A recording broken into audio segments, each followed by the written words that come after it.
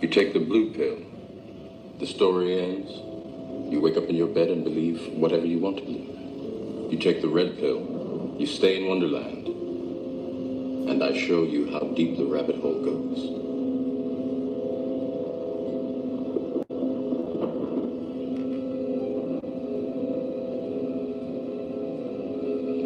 Remember, all I'm offering is the truth, nothing more.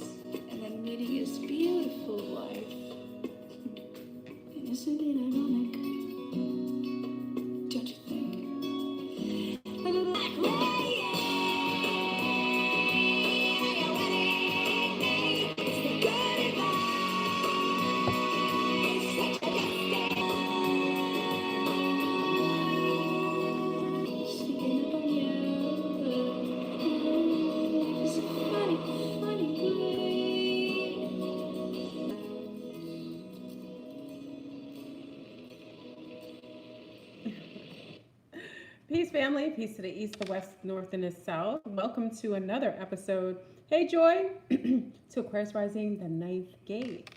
So we're here in our private little group tonight. We're going to be joined a little later by Dr. Don, who will be talking about health and nutrition and a lot of the things that are insidious going on with a lot of our hey Jennifer, a lot of our substitutes, what we consider to be nutrition. So if you're taking substitutes for, calcium and magnesium, one of the things I love about Don is that Don is able to give, not only does he have a plethora of knowledge, I mean, he's basically a astute in absolute quantities of what we should be utilizing as supplementals and how taking supplementals that are basically bastardized or changed in some way, hey D, can cause more harm than good. So we'll get into that conversation tonight. So we're going to do a little breaking news tonight too. Don's going to be checking in. Let me see.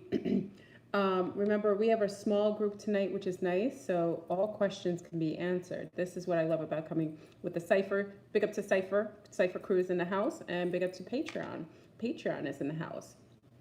So with the smaller group, you get to call in tonight. So I'm going to give you the call-in number a little early.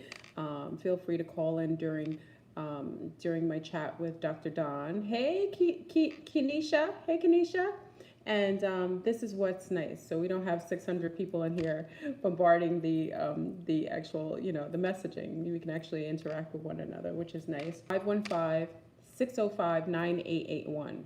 Again, 515-605-9881. So feel free to call in tonight and ask Don a series of questions. We're going to get into some really intricate information about into the world of cybernetic meds and alternate versions of supplements that will be helpful, and also get into the insidiousness of vaccinations. So if you're calling in, call in early. Make sure you push the number 1 so I know you have a question. A lot of times you guys forget to push the number 1. There's only a few one to let me know that you want to actually come out of the queue and you have a question or a share. Okay, so I think Don is in the house right now. So let me pull in our guest tonight. And for those checking in, I know that we were supposed to discuss, before I actually get into the discussion also, I wanted to actually send a lot of, positive and healing vibrations and safe vibrations to those in North Carolina. I keep saying North Carolina, North California. The lights have been out. There's a lot of intel on ground, a lot of very interesting anomalies that are being detailed.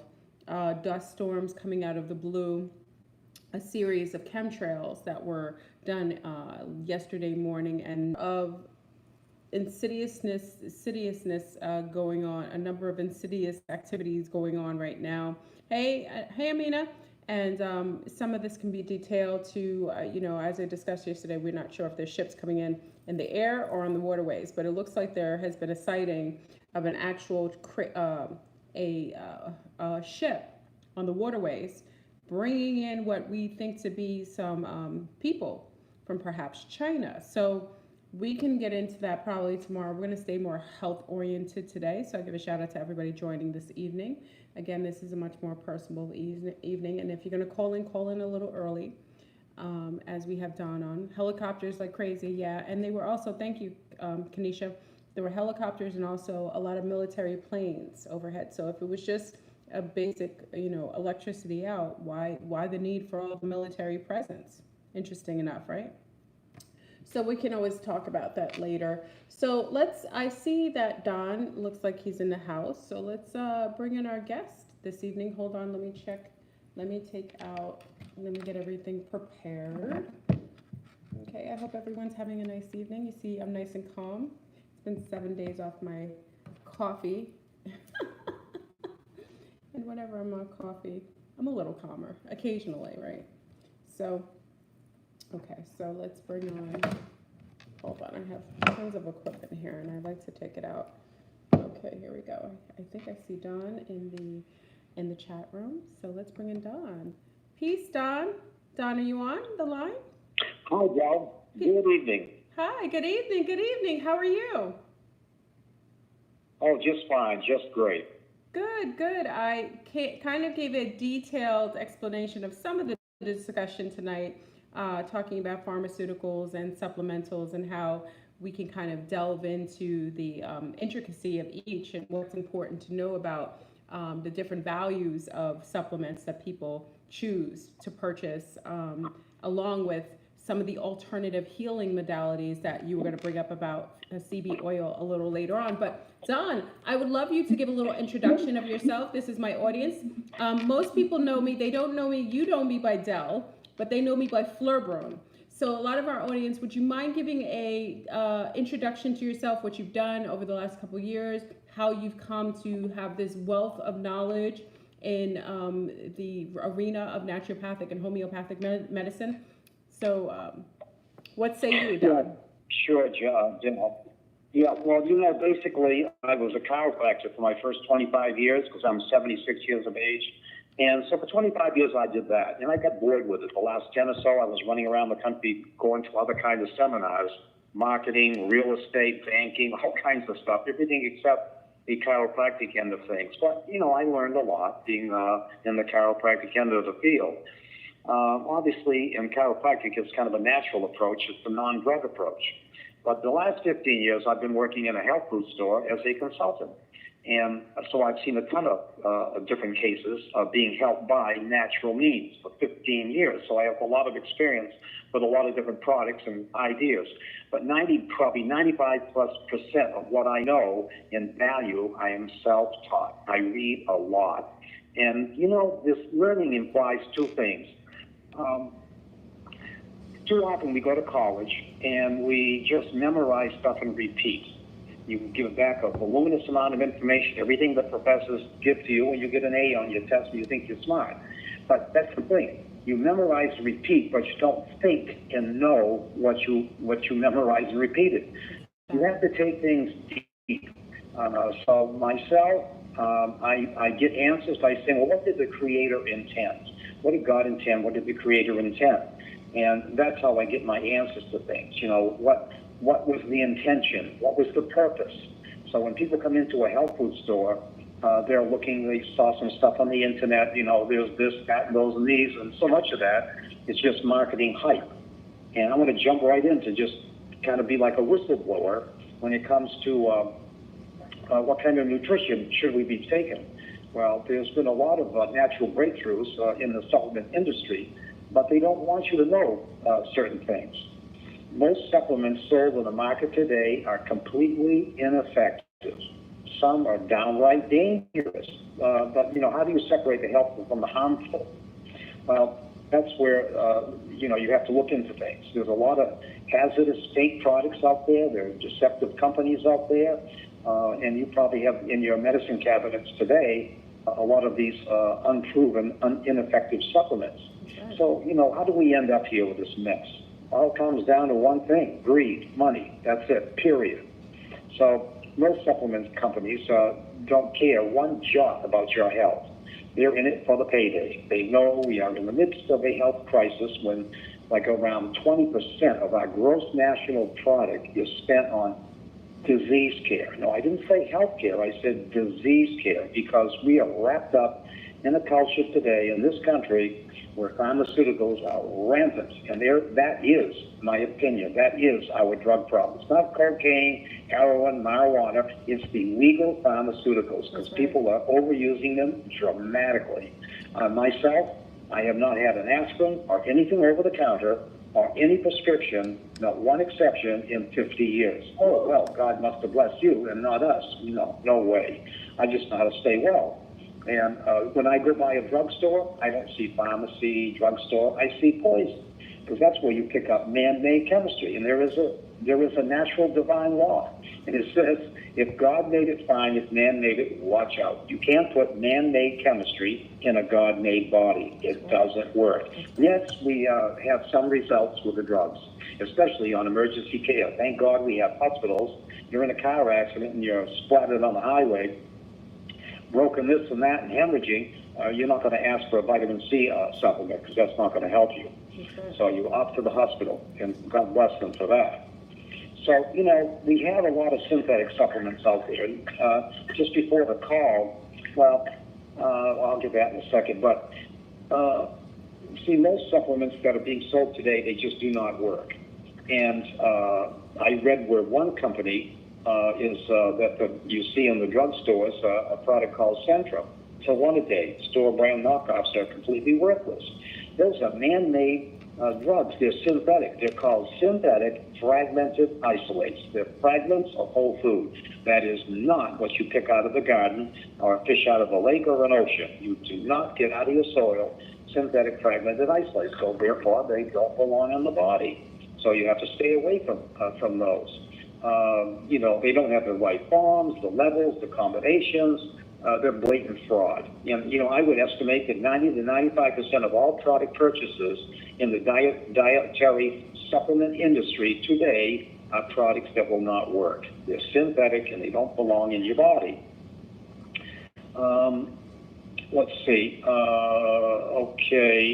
Some of the things that you don't want to look for you do want to look for, but you don't want in your body, is like calcium carbonate, limestone, calcium. Oh, everybody takes calcium supplements. Well, guess what? That calcium from limestone, calcium carbonate, causes kidney stones, gallstones, brain dysfunction, and atheromatosis plaquing in a blood vessel. That's not very good. 4 bad things right off the bat. But then you get, the blue lake, red lake colored things, just a bunch of nonsense. Oh, that's the one that Dell and I were talking about, was folic acid. Yes. Well, folic acid is synthetic. It is not what you want in your body. It's one of the B vitamins. It's vitamin B9, to be precise. It's absolutely essential for good health, especially for pregnant women and a baby forming the neural canal. And a lot of neural tube birth defects are because you're lacking folate. What's folate? Well, that's the natural form of folic acid. That belongs to your body, not folic acid. Now, because the FDA has a vested financial interest in the patent production of synthetic compounds, because that's the only thing they make their money on. You can't patent something natural, and folic acid is actually a synthetic B9. There was an article I remember reading a while back in the Journal of Neurology, Neurosurgery, and Psychiatry that details the negative side of folic acid, and they include the following. You get vitamin B12 deficiency, epilepsy, changes in sex drive, lack of focus, sleeplessness, and emotional instability. Wow. Isn't that amazing? Wow. But the natural derived form of vitamin B9 is folate, which you get from dark green vegetables, like broccoli, spinach, or whatever. The pigment that each dark green whatevers, that is sunshine. That's chlorophyll. You're eating God's sunshine when you eat chlorophyll. And, when vitamin D, when the UVB rays from the sun hit your healthy cholesterol on your skin, it's converted into vitamin D. These are things that are natural that we absolutely, need to pay attention to. So folate is where you want to be. You've got to exchange folic acid, get it out of your supplements. Let's see. Not only that, but a product containing as little as 10% of the natural vitamin form can be labeled as natural, regardless of whatever the other 90% is. Wow. Isn't that amazing? Wow. It's absolutely amazing. That's insane. It's insane. Yeah, so they don't want us to know. Go ahead, Bill. So I remember we were discussing when I came in to go and get folic, and we were discussing, I was asking you, because I always go to you first to make sure that I'm getting the whole food value, that I'm getting the most integrity-ridden company that is actually based with, the most, the most for your buck. And we've gotten a discussion about folate. And the fact of the matter is, after you gave me a worthy discussion about the detriment of folic acid, I actually contacted another naturopathic friend of mine, and she denoted that autism has also been linked to mothers taking high levels of folic during their pregnancy, which is not being told publicly, and is not being, women who are pregnant are being falsely advised by their own doctors, by their own OBGYN, to get their healthy dose of folic. So I think at this point we have to start asking ourselves, like you denoted, their motivation is money and profit. And you can't put two things, the best interest of people, along with a profit margin, because they won't equal or be integrity ridden in any way. So let's start getting into the industry's companies, and how some of the companies that are, because I know with the store that you work in that I visit, you use a lot of companies that have more integrity, like Solaris, a lot of more smaller based companies. Why is that, as opposed to the bigger companies that have more mass production of some of these supplements?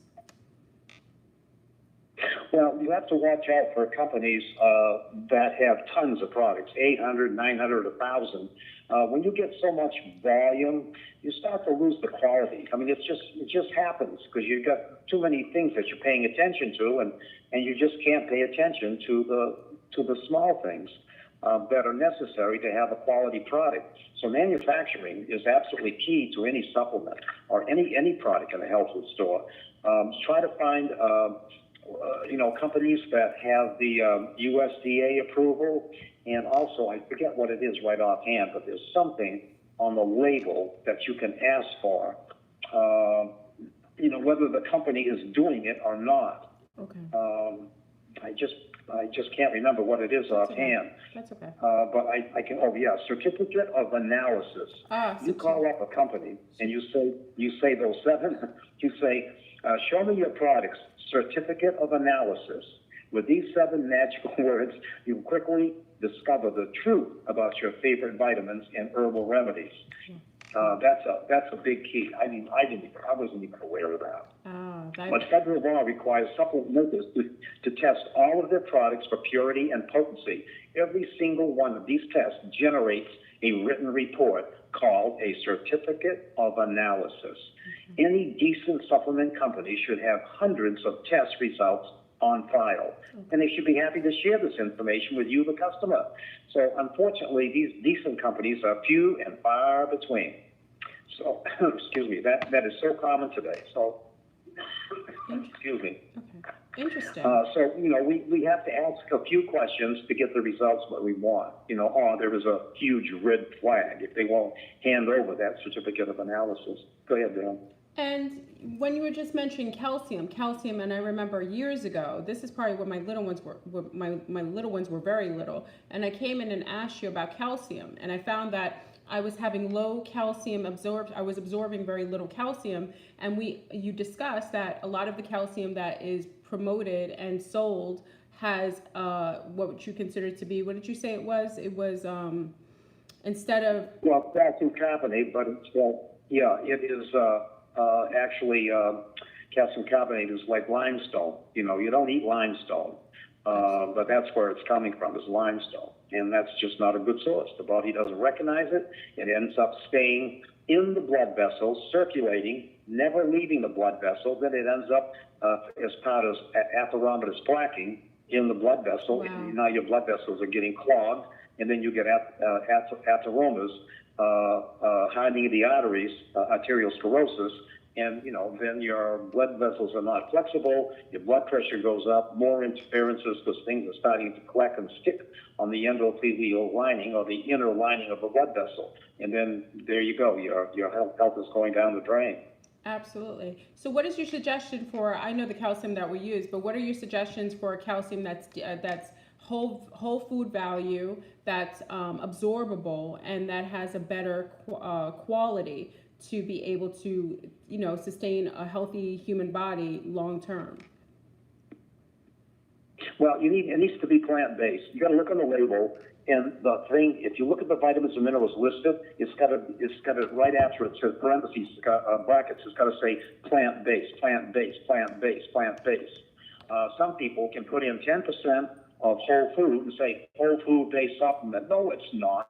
It's 90% probably synthetic, only 10% natural, but they can say whole food-based, and it's not. Everything has got to be from whole food. In other words, just dried whole food, extracted supplements or the nutritional compounds or whatever from whole food. If it isn't from whole food, your body's not going to recognize it. Well, what do you mean by recognition? At a cellular level, every cell in the body, and the cell wall is the brain of the cell.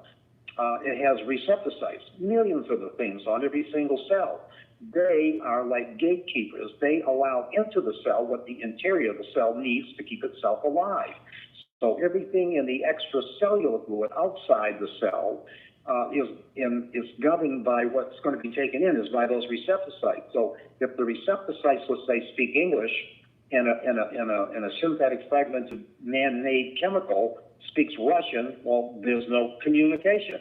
So next, 94% of all synthetic vitamins are in the urine in 24 hours. So why are you taking them? See, and they're doing more harm because your body has to spend time and recognition on getting rid of them. That's effort, energy is spent, and everything else. And your defense systems of elimination have to come into play. So you're making the body work overtime for nothing.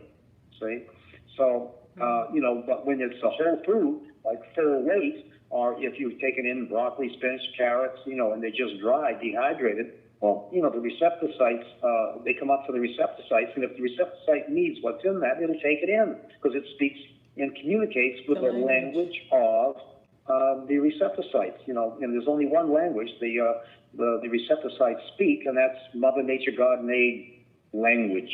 That's cellular communication. If there's no communication with those receptor sites, nothing is going into the cell. It's just running around, parading around. And a lot of times all it does is collect, and you end up with a mess everywhere. Your fat cells, your blood vessels, your organs, you get like a fatty liver. All these different conditions come out that would not be there if we were in harmony with Mother Nature. We are totally out of harmony with Mother Nature. You know the word disease? Dis means no. Ease means harmony or balance. That's what we have to be in harmony with. So the body recognizes 100% whole food. That equals 100% health. If you take man-made, like 90, let's say, a decade ago, well, the past decade, the food industry has introduced 320,000 new processed foods into the marketplace. Can you imagine that? I mean, look at the potato chip and the potato and all the products made from that. Well, 90% of those 320,000 synthetic foods are synthetic, and they are GMO. 90% are GMO. So we're getting GMO, no matter how careful you are, you're getting GMO. You got an organic farmer here, but I'll say not an organic farmer here, but one that uses herbicides, fungicides, pesticides, rodenticides, insecticides, all the other nonsense. And then 300 miles away, the guy's got an organic farm that he just bought, and he's going to do his thing. He thinks he's got the most pure soil. But when that 300 mile away guy with the synthetic stuff, that stuff goes in the ground, he waters it, goes down into the aquifers. That's the blood vessels, so to speak, of the soil. So that stuff gets in there, it parades down underground 300 miles away, and it pollutes this guy who thinks he's got an organic water in his place. See, so you can't get around pollution today. It's really a mess. And we were discussing that. Yeah, we were discussing that because even going through parts of Central America, you'll have a lot of the fruits and our basic. A lot of fruits and vegetables are coming in from Mexico because it's fairly cheap, and they will be labeled as organic. But when I visit some of these farms, they were almost less than a mile away from cesspools where people's, where sanitation departments were leaching, putting, uncured waste into the grounds, leaching into the soil next to, and not that far from an organic farm. And those goods are brought to the U.S., radiated, because every single fruit that's brought from another country has to go through a process of radiation in order to process it. And then they put it in your supermarket, and you're thinking you're safe and clear. And meanwhile, now you have most likely infected fruit that you shouldn't be consuming from another country, because we should be eating, right, local and in season. Isn't that correct, Don? That's correct. See, Mother Nature said, you just got to ask yourself, what did Mother Nature intend? You're supposed to, you got seeds, you throw them in the dirt in the backyard, what grows in your area in season, that's what you eat. That's right. But now we get fruit from all over the place. So fruits are not meant to be eaten, every day of the year. No. They're not. No. So, we get into lifestyles that are just against Mother Nature. So we pay the price with diseases, out of harmony, out of balance with Mother Nature. And our bodies suffer with over 30,000 different conditions. We call them diseases. And there's 58,000 different drugs floating around to treat, and they're changing all the time because these are harmful in the body, okay? That's a failing system. The World Health Organization, amongst industrialized countries, supposedly the advanced countries, we're the sickest country in the world. We consume 50% of the world's pharmaceuticals, and 80% of those are not consumed by man. It's consumed by the animals. So you eat an animal that's on herbicides, fungicides, and all that, in hormones, well, that's what's happening. That's what's happening. The animals are eating it. We eat the animals. Well, guess what? It's in the milk, the steaks, and everything. So we're paying the price for being unhappy with Mother Nature. You know, you mentioned autism. Yes. Autism, I look at, all the DPTs, diphtheria, pertussis, and tetanus, and all those other baby shots and everything else they're doing. I think that is a big factor in autism today. Absolutely. But obviously, God didn't create autism. We have. It's a human being created condition. It is. Diseases are not natural. They're not natural. But, it's like the Creator's a balancer. He doesn't punish us, but if you're 90% healthy, well, there is no void. You got to be 10% disease. See? So it's a balancing system. It's a balancing system. So nobody's punishing us, but we earn all our diseases. You want to be healthy? Then you have to do things that are healthy. You have to live a like love. Yes. The most potent force in the universe is love, no question. Absolutely. And if you wanted to break down, my opinion is giving/serving, one or the other. Love is giving/serving without motive. In other words, you're not expecting anything in return. See? And today, when you have a profit motive with doctors earning a profit off our diseases, well, there's a problem there, because an extra operation, an extra this, an extra that, they get a third condo over there in Marseille, France. That's not good. You see, doctors should be paid no more than a school teacher. But they're not worth any more than a good school teacher. Absolutely. Go ahead, Del. And I think it's amazing that you discuss that, because at the end of the day, when you're going in a doctor's office and you're seeing these what look like dressed up drug dealers walking in, promoting and giving free samples of new pharmaceuticals that are now on the market that are being promoted. And every time a doctor gives their patient or prescribes their patient with a new prescription that is given by this new drug pusher, is for every time he promotes and he pushes his drugs. So now you have a healthcare system which has incentive of keeping people perpetually medicated based on them getting perks and and extras from basically pharmaciding their own people. And we wonder why a lot of times when you have someone like my mother who goes in and she just gets sick one time, now she has a host of medications, 15 bottles of medications that have to work in sync with each other. It's insanity. It's insanity that they can even get away with that kind of abuse to the human body. So, that's right. Go ahead. No, go ahead, Don. Cannot be calculated. That's how complicated it is. Just three. People commonly, senior citizens over 60, 70, are commonly taking 10 to 15 medications, like candy, M&Ms. Yes. That is absolute insanity. That's causing diseases, not helping. It is. And the interaction, one medication interacting with the other, it's basically like a petri dish of trying to just throw in different mixes and seeing what comes out and seeing if there's any order in that combination of pharmaceuticals.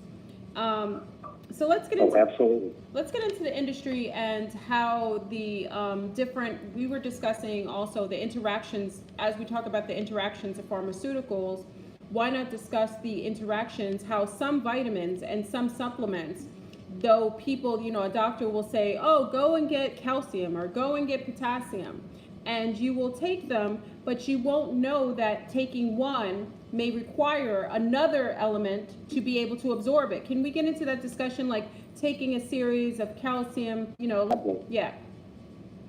Well, see, my opinion on that is you got to take a full complement of plant-based minerals first. And then you do that for like 3 months and watch where your health stands if you think minerals is there. See, the most efficient thing in the American food chain, by far bar none, are minerals.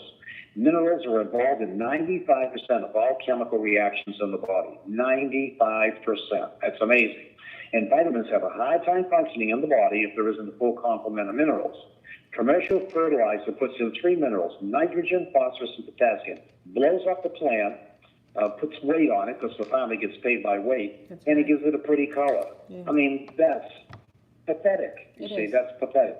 If you went, let's say, if I was you would laugh if you went with me to a medical doctor, and I filled out I'm a new patient, Okay, so I'm in the thing and I'm filling out my initial exam form there and checking off this, that, those.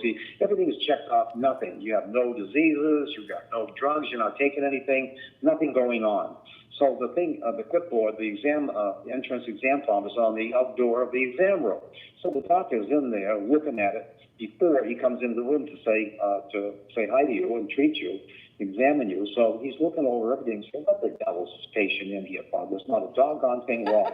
Nothing wrong. So he comes in. Hi, Mrs. Jones. This is Dr. Don. I said, gee, I'm very confused, Mrs. Jones.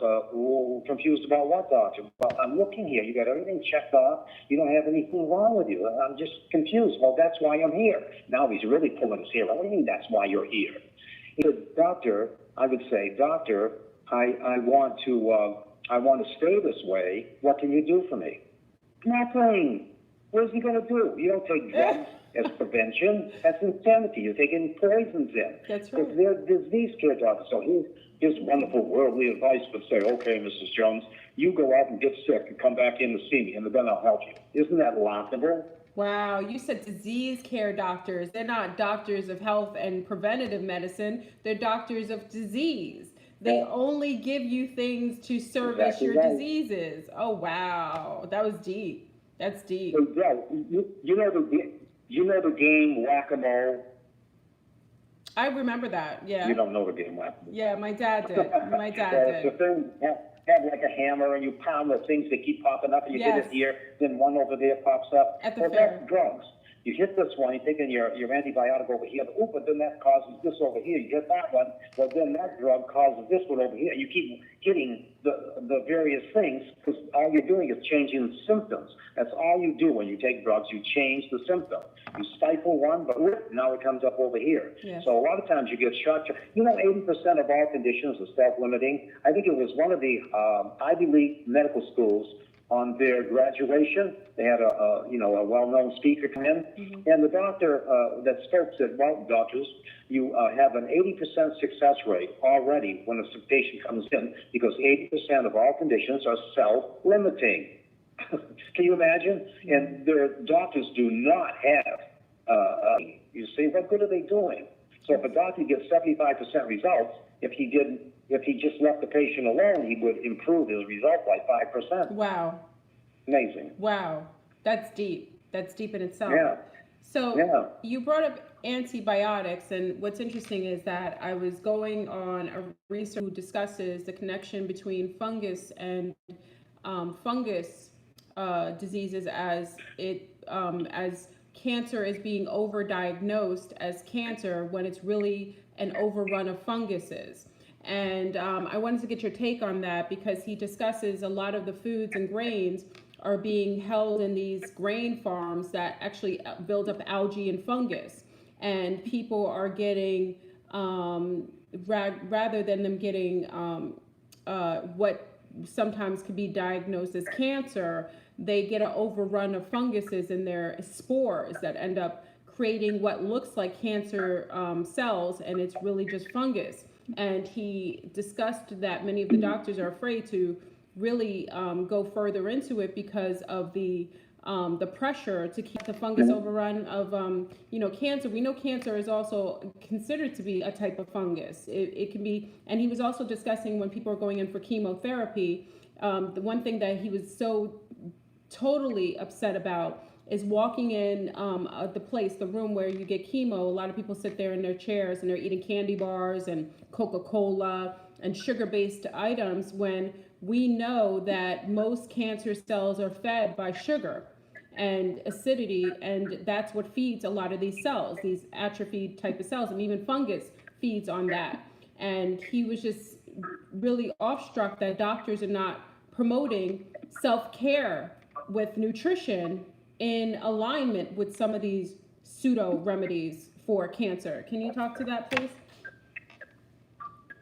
Yeah, well, see, actually, all conditions basically due to you're out of harmony with Mother Nature. And cancer has many different causes. Absolutely. And it's whatever's doing it. Like, you might be living over a dump site. Your house was built on a dump site. Because I know a small town in Gray, Maine, had a high percentage of cancer because the city, the little township, was built over a dump site, waste dump. And so that was, giving off bad chemicals, the fermentation, whatever. And those people had that environment in the body, the kids playing outside and everything, and they got cancer. Well, it's just unclean living, out of harmony with Mother Nature. Yeah, fungus, yeast. All you have to do is just change how you're living. You can't live in an unclean world. You have to change the synthetics that are in your environment. And that even includes like computers. We've got 5G coming out now. Yes. A microwave oven. It's 15 times more powerful. They didn't test it on humans. You don't think that's going to have an effect on a man and woman, on their egg and sperm, and then the baby growing from conception all the way up through, and the child forming, all that radiation 24/7? You're going to have to do something to protect yourself against that. And if you do, protective methods, again, you can just Google that stuff, and you'll see stuff that comes up that you can protect yourself. But all of these things are unnatural. The only radiation we should be having is the sun, but we got 4 man-made radiations, and one of them is becoming much more pronounced with the 5G, so we can have wireless automobiles. There is nothing, just powerful, instantaneous. Everybody in the world loves instantaneous, immediate gratification. That's a problem, see? And you can't expect the same results as, like, drugs have a drug-like effect. It's quick. That doesn't mean it's healthy, it's just quick. Whereas supplements usually has a 20-year onset before they can see a tumor on a CAT scan, MRI, whatever they're using. Yes. 20-year onset. We got the early on, so we caught it in an early stage. That's not early. 20 years have gone by.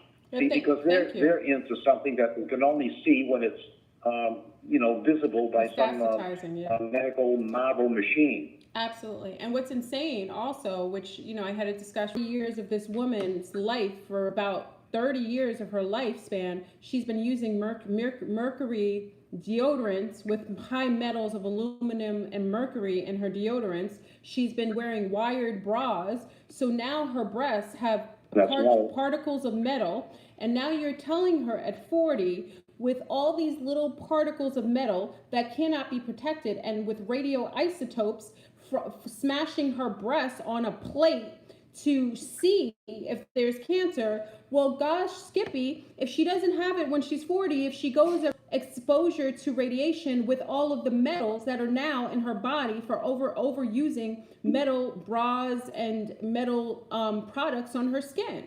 And no one discusses this. They make you seem like you're insane. Yeah, actually, in place of it's much safer is thermography. It's just infrared sensors. That's right. No radiation. Thermography. That is more sensitive and more accurate at telling you if you got something wrong. You won't diagnose the cancer, but it'll tell you got something wrong way before mammography.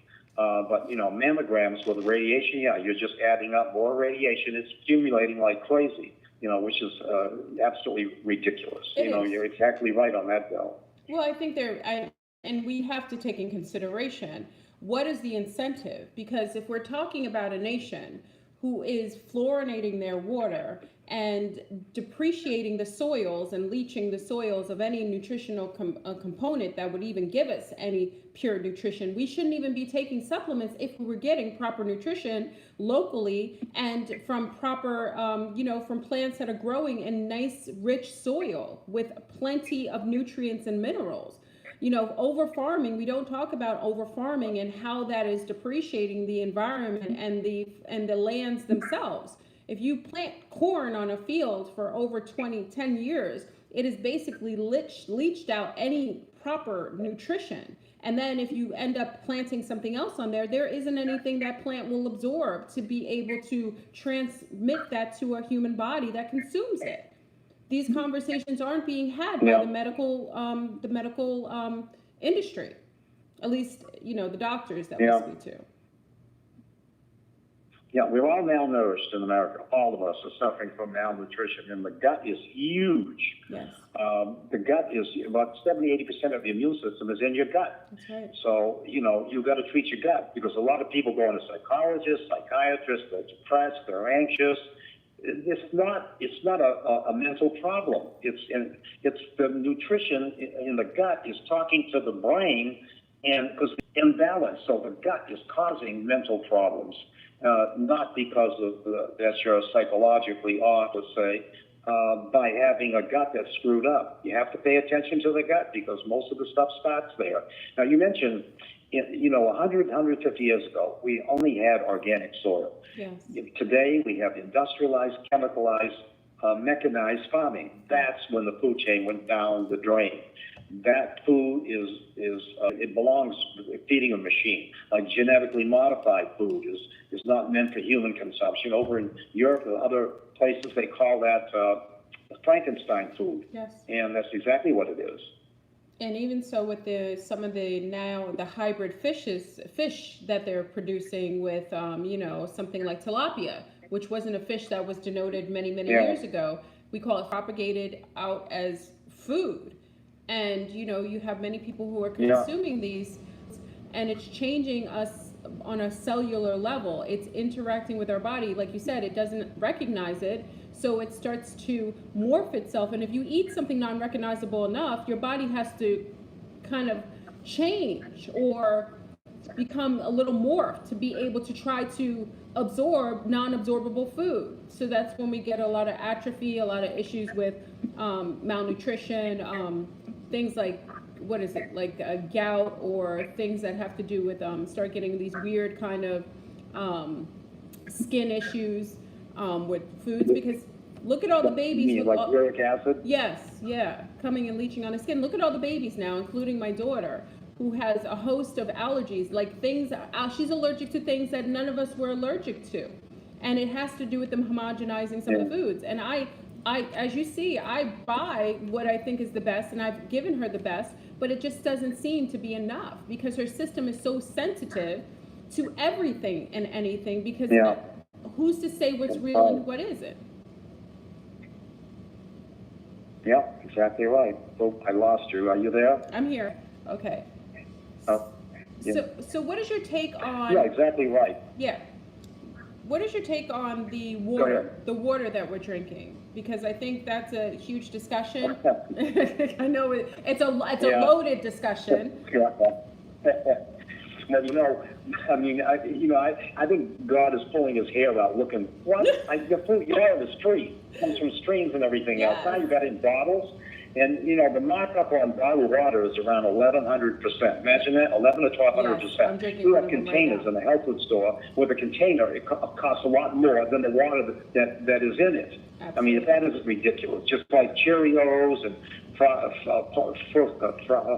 flakes or whatever that stuff is, that the cardboard box costs more than the cereal inside. Shame. That's how unhealthy that stuff, that nonsense is. Like we do here in Orlando. Yes. Well, also bromine is very similar. We'll say the thyroid gland needs iodine. Well, it's got three competitors to get onto those receptor sites and get into the cells and the thyroid cells. Well, we're already deficient in iodine in the soil, and here in this country, in the Midwest especially, we had iodized salt because we were low in iodine, and there was a lot of chlorine.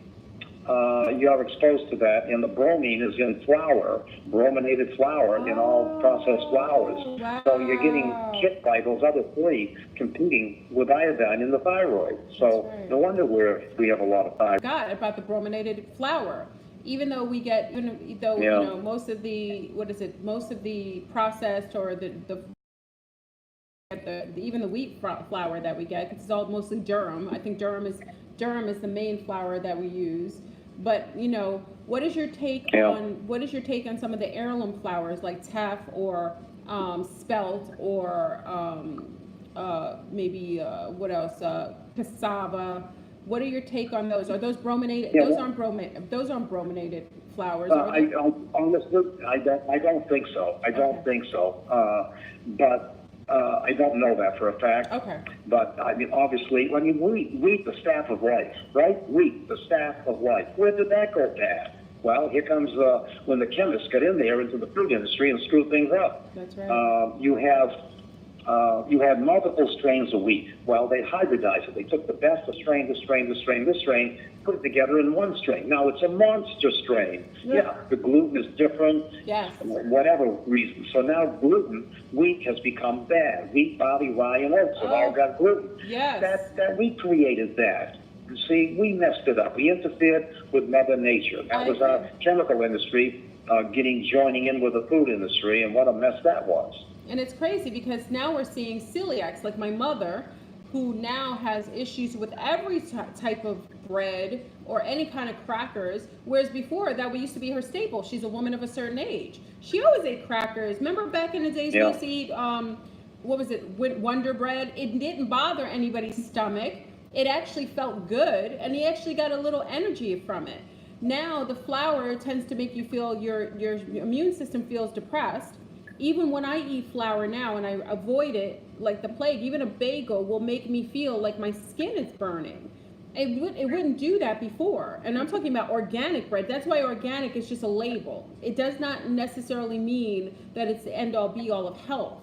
It just means that it hasn't been chemicalized and it's been limited in how much chemicals it's been exposed to the flour. So it's interesting that the wheat has changed, and they have not denoted that all of these children's allergies and people's sensitivity to wheat and gluten has been exacerbated from the last 20 years.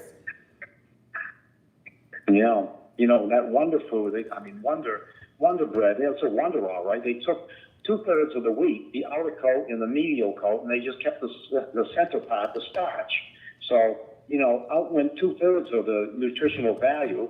They kept the starch, which all turns into sugar, and the white flour, that'll mess you up for sure. Oh, yes. But 2/3 of it, then they add in, they had, what do they call it, added in, I forget what, it's the word I'm looking for, added in stuff, vitamins and minerals to make they took it out and added back in. They add and they folic. call it Wonder bread. Isn't that crazy? Yes, what's interesting, and I'm glad you said that, because they add folic. You know that, right, Don? Folic is added to a lot of breads and cereals. Mm-hmm. The same thing we talk about that is almost like a nutricide to our bodies. They're adding it to the baby cereals. And like my children don't eat breakfast cereal, even though I grew up on it, just because I'm much more seasoned and I've recognized over the years. So I made sure that I just create breakfast every morning, fresh fruit, along with maybe a side of maybe a protein source.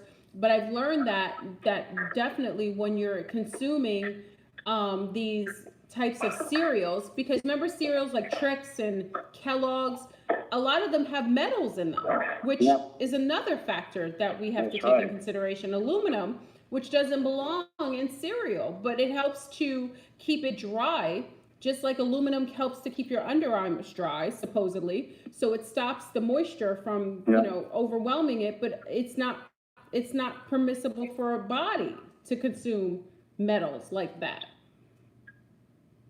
Right, exactly. Good thing you mentioned that again about the underarm deodorant. There's a rule. If you can't eat the underarm deodorant, then don't put it under your arm. That's right. It's passing right straight through into the bloodstream, going to the breast. That's right. So that is absolute insanity. The only underarm deodorant I would think anybody could use, and I have not used deodorant for probably 45 years at all. That's I don't what I'm use it talking at about. all. And Don smells good. And Don smells good. That's all it is. You can eat that. So That's right. There's no problem with that one. Absolutely. But I find That's the thing. But Don, don't you I was find? going to say, if you have bad underarm deodorant, think about the. That's absolutely true. But what I noticed is like my grandmother, my mother. I'm getting echoing. Don, hold on. I'm getting a little bit of echo. Do you have the thing on or speaker on? Yeah, I got you on speakerphone. Okay. No, I think it's. I just walked into another room. Oh, okay. It's fine now. I think where I am now is better. Yeah, I think the reception wasn't good in the other room. That's fine. What I find is interesting is that my mother and grandmother didn't use deodorants, and I find that there's something to when you start using something, then your body builds up the bacteria. It gets used to having a clean slate for bacterium. Do you think there's something to do with that?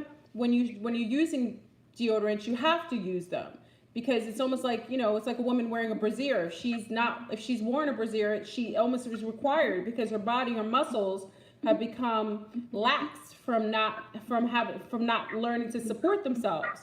So now she has to wear a brassiere. It's the same with deodorants. If you keep utilizing it, when you go to stop, you still have the overrunning of bacterium that has learned to be there every time you don't use deodorant. Yeah. Well, obviously, your skin is a third kidney. It's an eliminative organ. I mean, that's why you get underarm odors or other areas of the body, or you sweat when you run and play sports or something, because you're getting rid of toxins. You urinate them, you come out through the skin, and you exhale them through the breath. So the skin is a third kidney. It's an eliminative organ. So if you have bad body odor, your body's talking to you, you better change your lifestyle about something because you're full of toxins. And that's just a warning sign. You don't cover it up with deodorant. That's just the same thing as like in your car, you got the red light, oil light goes on. Oh, that's so irritating to me. All right, put a piece of black tape on it there. Got rid of that. Yeah, well, where are you going with that? Your engine's going to seize up. For a human, you're going to come down with arthritis, diabetes, cancer, and a whole bunch of other stuff, especially dementia. Alzheimer's is basically, they call it type 3 diabetes, where excess sugar in the body combines with protein and lipids in the brain, and it calls glycation. Instead of operating smoothly, it's like carbon buildup in a carburetor. And instead of, boom, it's staggering. So, that's what happens. Yeah, and Joy says, Joy, one of our subscribers just said that chlorophyll deodorizes the body. I love chlorophyll. Chlorophyll does it. It's a wonderful deodorizer. What do you think about that, Don? It works for me. Oh, absolutely. Yeah, chlorophyll and hemoglobin, your respiratory pigment in your red blood cells. Yes. That they're identical, except the molecule in hemoglobin is iron, and in chlorophyll is magnesium. So chlorophyll is a wonderful product to take. It's like I used to put kids that had ear infections. I used to put, one of the things I put them on was liquid chlorophyll. That's right. To clean them up, and I put garlic oil in the ears, type thing, and they didn't have to have their tubes in the ears and stuff like that. Absolutely. And these are things that are great for moms to know and to apply to the children, especially with being overwhelmed with chemicalization. Now, when we talk about the magnesium, and I showed everyone because I bought the last magnesium at the store. You know that big pure magnesium flakes, the big magnesium chloride brine. What's the benefit of taking a bath with that? Why don't you discuss that, and I'll show everybody what I bought. I have it here. Well, how important is magnesium? You mean taking magnesium? Yeah, how important is magnesium to our body? Like, what is it for? Okay, very well. Yeah, well, magnesium and zinc. The two most deficient minerals in America. Now, zinc is known for, the immune system type thing, but it's hundreds of other things. Yes. Magnesium, as far as the researchers know, it's involved in well over 300 different chemical reactions. And if they knew all of it, it's probably thousands and thousands. Mm-hmm. But magnesium will function in high blood pressure, you down because magnesium is a calming mineral. Yes. Calcium is kind of an excitatory mineral, and they're like brother and sister. They're always competing with each other, but they put harmony and balance into the body. That's why they're there. One keeps the other one in check. Yes. You don't take them separately. Usually you take them together. Yes. But see, I still go back to, we have a product called fulvic minerals, or humic minerals, fulvic minerals. Yes. They're decomposed plants over millions of years up in the mountains of New Mexico. A dried lake, it's not a rare area, but a dried lake. And this is pure earth, and those are the minerals. They're ionic in size, and they're live minerals. Fulvic is made by the bacteria in the soil, and it detoxifies, kicks toxins out of the cell. But all the minerals should be taken in entirety, the way God intended. When you eat food out of your garden in the backyard, you can't go out in the backyard. Hey kids, what are we going to have to substitute? Magnesium, go pick some. Well, where are you going to get that? It's part of something else. Yes. In other words, multiple minerals. So we need to go to balance, harmony and balance, homeostasis, that word, harmony and balance. That's what you need to do. And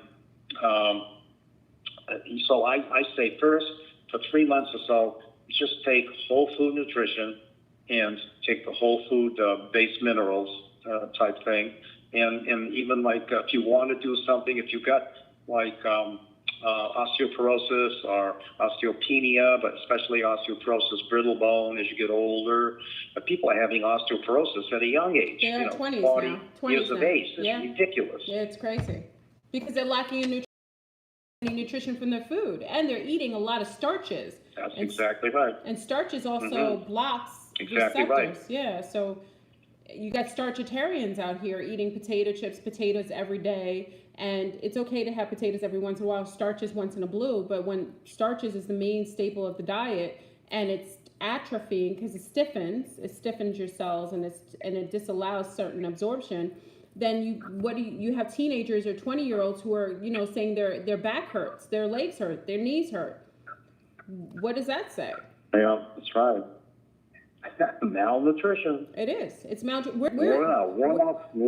We're in the United States of America, Don, and we're more malnutrition than certain places in remote parts of Africa. Isn't that crazy? We are supposedly a superpower. We have more resources because we take them from everywhere, and we are starving. We're starving. Yeah. Yeah. There was this lady I came into the store today. Her grandfather died at 116, Woo! And he didn't die of anything. He died of appendicitis that ruptured. He had an appendix that ruptured. That's what he died of.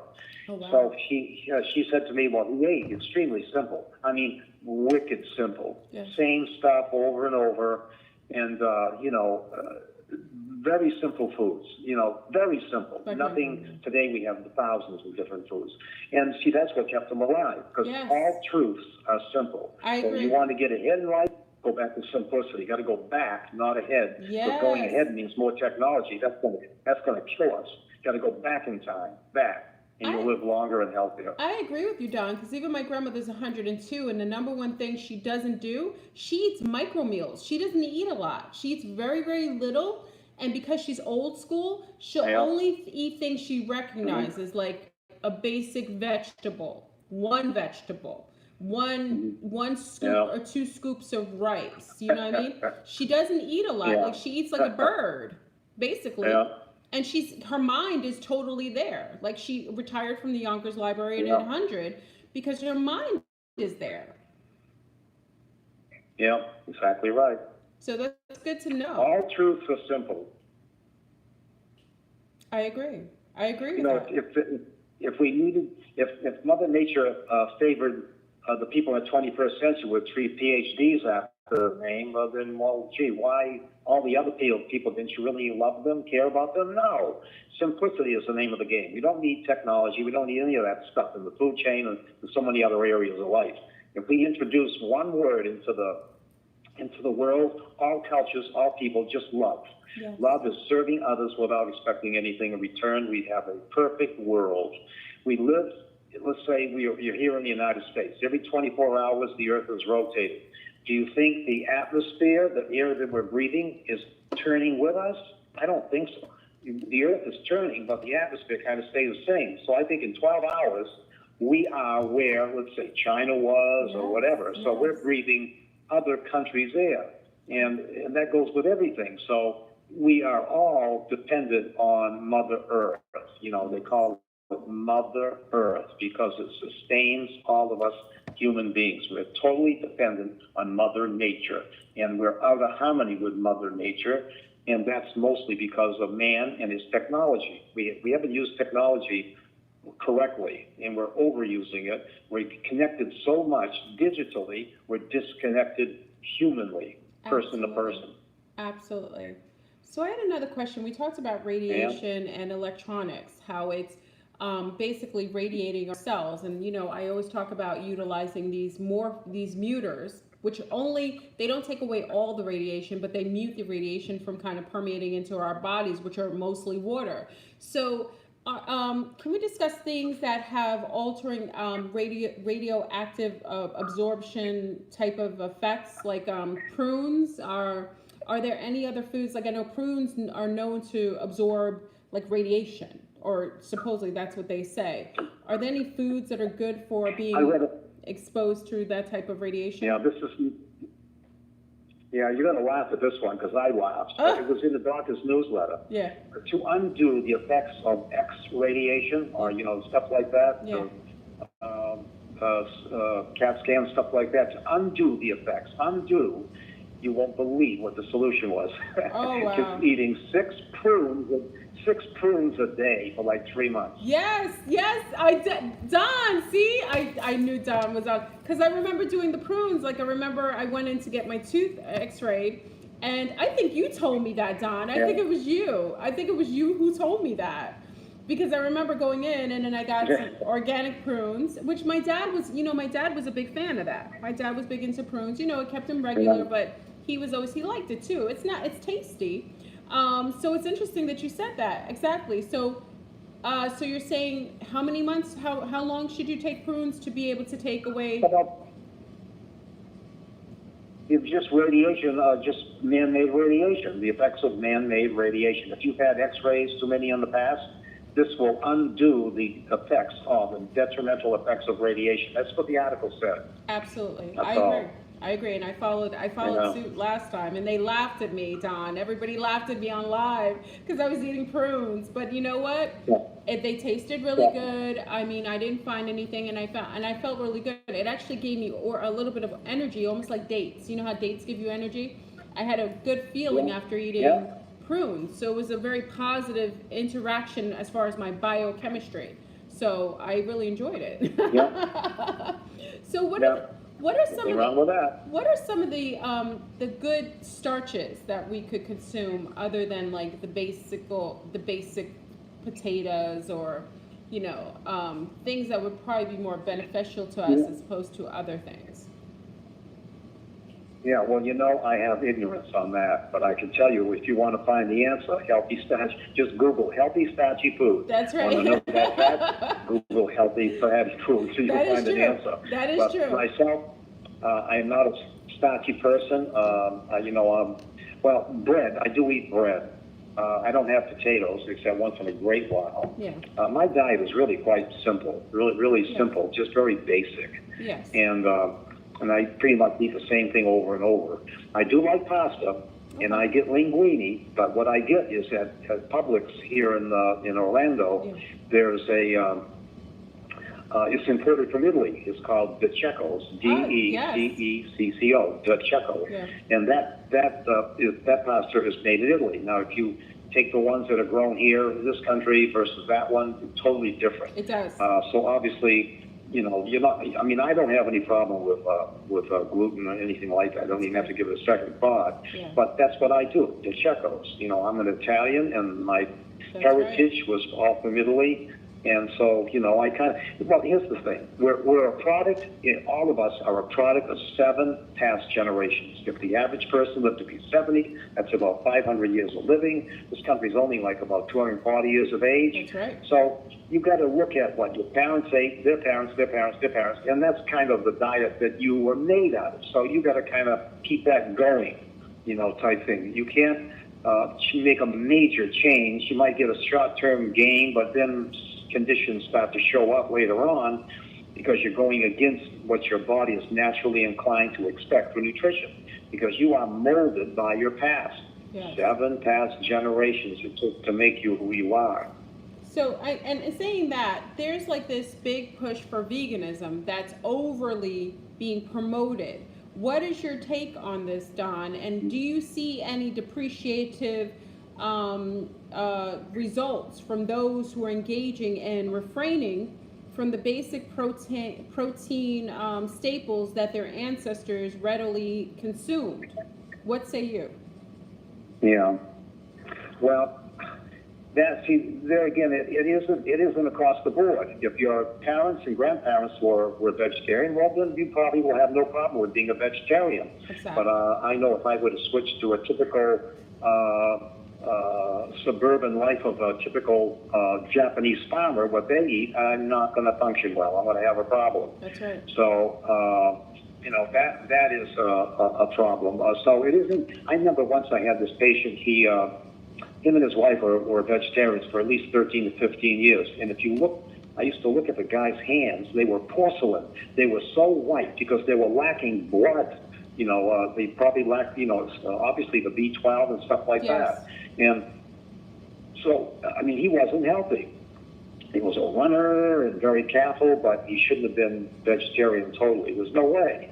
I eat meat only when my body said, I feel like eating meat. My body's telling me, go get some meat because there's something in there that your body needs. That's what I do. I listen to what my body tells me. Exactly. Now, if you eat a dozen donuts a day, you're going to constantly crave donuts because the body will adjust to the chemistry of wanting donuts. Absolutely. The cellular receptors and everything. Well, I guess that's what he must want. So let's expect it and let's get conditioned for receiving the donut chemistry. See, so your body will give you exactly what you want from it. So good, bad, or ugly, it will condition itself to do what you want it to do. So it's your choice. Really, basically, you either choose a helpful route, somewhere in between, or you choose the disease route. It's our choice, totally. Just like your thoughts that you think. You are what your thoughts make of you. Become what you think about. That's absolutely true. You can't watch lousy television all the time or on the computer or something, or read crummy books, gossipy type stuff, shows and this stuff. You become that. You can't deny it. You become that. It's harmless. No, it's not harmless. You're putting it through your brain. Your brain remembers everything that's ever happened to you. So when you're young, especially in the first 3 years of life, Maslow, the psychologist guy there, he said your love meter is pretty much set down. 80 or 90% of it is set down in the first 3 years of life. That's right. So if a baby, a child, for 3 years is not loved deeply by the mother and father, especially the mother, because the mothers are the love makers in the family mostly, because they care for the child more so, you're going to have a problem with that child's makeup the rest of his life. I agree. And why I found it interesting and why I asked that question is because one of the biggest promoters of veganism just had a heart attack, and he's healthy, he's a runner, and he's been a vegan for I think over 5, maybe more than 5 years.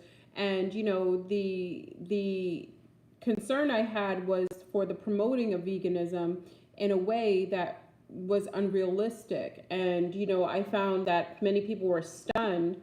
But for those of us who are a little seasoned, who came from that community, who knew, I've known plenty of people who are vegans, vegetarians, pescatarians over the years. And what I found is that people who delved into lifestyles of limiting themselves of certain base resources that usually have a lot of B12, you're talking about things that have not even, what else? A lot of our, omegas, fish has a lot of omega. These are important staples in the diet to allow the brain to function properly, but also the heart, which is a muscle, to be able to be strong. And it's interesting that they are promoting a lifestyle without giving them the proper tools or the proper nutritional way to uphold that. I'm not sure that a true vegan for a long period of time can uphold that lifestyle realistically and still remain healthy and virile within their, it's easy in your 20s, start getting into your 40s, it's a different story. See, the answer to that is the 7 past generations.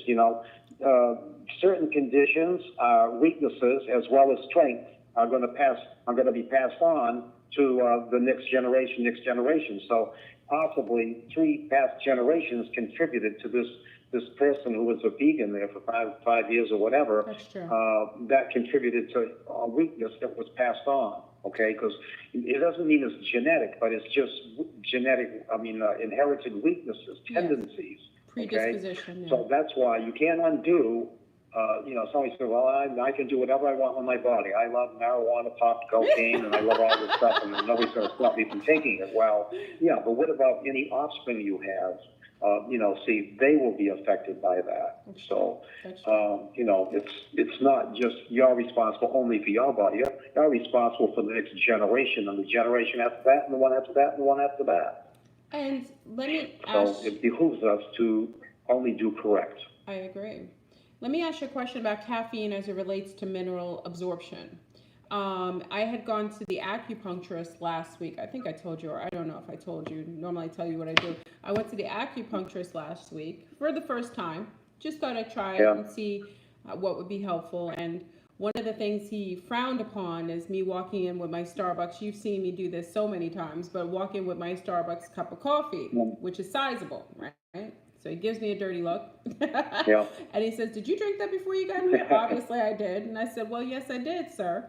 He said, "Well, you know what? That isn't appropriate to go into, acupuncture because I need you relaxed. So it agitates you a little bit, makes you a little, a little hyped up." And he said also it builds cortisol. It builds cortisol in your stomach. Is it cortisol? Cortisol in your stomach. So it tends to bloat your stomach. He said, "I suggest," and also he recommended that I stay away from all ice, drinking anything cold. And I said, "Doctor, what do you mean not drink anything cold?" He said, "Ice slows down digestion. You aren't to ever consume ice." He suggests no one have anything that's ice cold because it slows your digestion.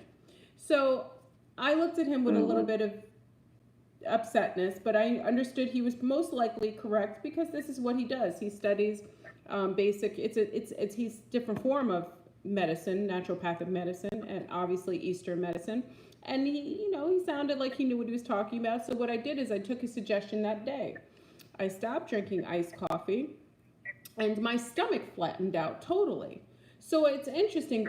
Mind you, there's a host of other things probably in the coffee other than just coffee too. So we got to take that into consideration. So what is your take on, because I always knew if I drank coffee, I did not take supplements within 2 or 3 hours of me drinking any caffeine. What is your take on caffeine and how it disallows absorption, or if it has any inhibiting factors that would detriment the body or the mind? Well, you see in the weight loss supplements, a ton of them have got caffeine. Anything to yes, I do. Energy drinks have got caffeine in it to stimulate, to get you feeling good. But see, those are temporary. That is really not a source of energy. It's a stimulant. Well, stimulants are not good. They're not genuine. You're not eating genuine food to get your energy from. Yes. But just to go quickly, I think that does interfere with mineral absorption. But here's something interesting. You don't drink water within 15 minutes to a half an hour, especially cold water, before you're going to eat. Because, yes, the water that you're drinking is alkaline. Your stomach has got to be acid. We're already suffering from a lack of acidity in the country. That's what causes our acid reflux, GERD, the gastroesophageal reflux disease type thing. You said so we lack. You don't want to dilute your acids. Wait, so you're saying we're over acidity or we lack acidity? We don't have enough acid in our stomach. That's why you have a hyper response when the endo brain down in your gut talks to the cerebral brain, says, "Hey, we don't have enough acid to break down this food." So the message goes, and it's a hyper response message, and now you have hyperacidity.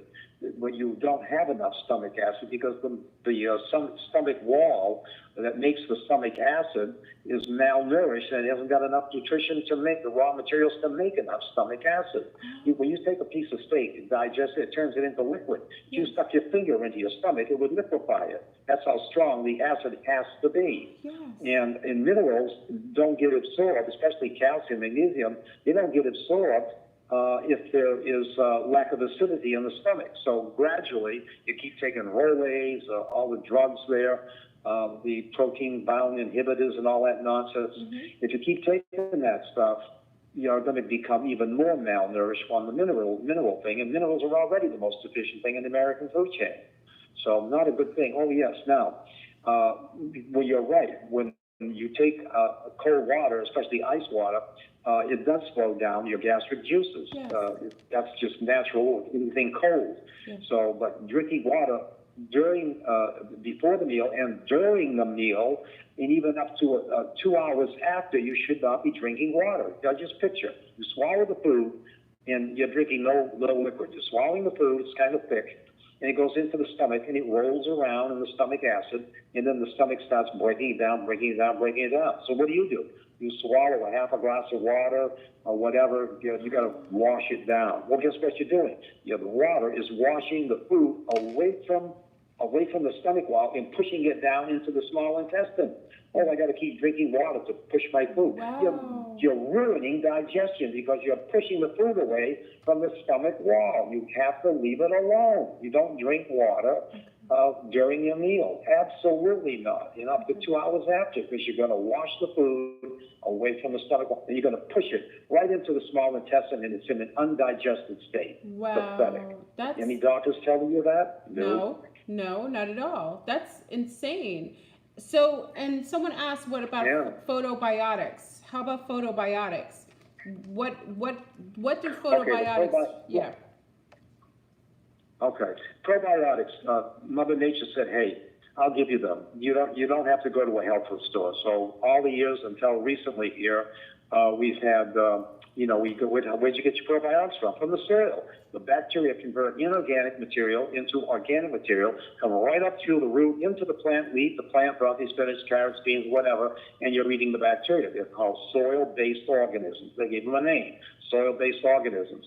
There are over, I think, around 7,000 to 10,000 different strains of bacteria in your gut. Mm-hmm. So we're only talking about supplements with 5, 10, 20, 30 different bacteria strains. When you take a bunch of strains out of proportion to the other strains, you unbalance the normal flora in the gut, and now you have dysbiosis. Not good. Okay. See? So if there's 7,000 to 10,000 different bacteria in the gut, and supplements are only giving you around 5 to 30, what do you expect for health? See? And then on top of that, you're taking 50 billion, 100 billion, whatever. Those bacteria were designed to eat God-made food, Mother Nature-made food. You do not like synthetic food that we have in this country. So those bacteria end up starving to death, having health problems just like we as a big organism do. They're a small organism, microscopic. They end up dying of starvation, and now you're accumulating a bunch of dead bodies of bacteria in the gut. That's right. Not good. Very interesting. Okay. And someone asked also how to heal the gut from that. What can be introduced to the gut to allow for proper, because I know that I was drinking charcoal just to clear my body, charcoal, and someone said, don't drink too much charcoal in your water because you mess with your flora. You don't want to create disharmony either. You can have it once in a while, but not every day. Yeah, well, see, the charcoal is just treating a symptom. It's like an antacid. It's not a good thing. Yes. It just absorbs gas, and you get a little symptomatic relief, but you get long-term loss. Yeah. It's just not the right thing. Okay. So you basically eat food in its natural state, eat slow, chew your food well, turn it into liquid in your mouth before you swallow it, and don't be doing 3 or 4 different things while you're eating. Pay attention to keeping yourself alive, period. So you have to eat food in its natural state, something that you are designed, your body likes, not just you read an article and it said, you have to eat this, eat that. Everybody's got something going. Look at all the doctors' newsletters. They're on all over the internet. Everybody's got something going. Oh, do this. Oh, did you know? Did you know? Did you know? Did you know? Well, if you pay attention to all of them, you're not living. So you just have to use common sense. You know what common sense is? I call it God sense. Within all of us, there is an ability to recognize what the truth is. Yes. Don't you think so, Del? Yes, I agree. 1,000%. Absolutely. Yeah, so common sense. Common sense is God sense. We're designed to know you do this, you do that. Everybody's going to be different. You have a different, like you look different than every other woman on the outside. Well, guess what? You're that much different on the inside. That's right. I always tell people you're a metabolic fingerprint. You are different internally. Your heart works fine for you. You put it in her body, she's dead. That's right. You can't put a Ford engine in a Chevrolet car. Bing, bing. So you have to pay attention to what's natural. What did God design? Certainly, we just have to eat food in its natural state and eat slowly And, don't drink water, fluid, half an hour before, 2 hours after a meal. Don't wash your food down with water. And just keep things simple. You may have to take a supplement, but you're better off taking a supplement like kefir or kefir, Yes. however you pronounce it. Yes. Something like that. And if you make your own kefir, you get many, many more strains of bacteria than you would if you buy commercial kefir or kefir. You know what's awesome about that, Don? Different strains. What's healthier, cabbage or sauerkraut? Obviously, sauerkraut has been bacterially fermented. Anything fermented, which kefir, yogurt are, those are good things. What's the other stuff? Kombucha?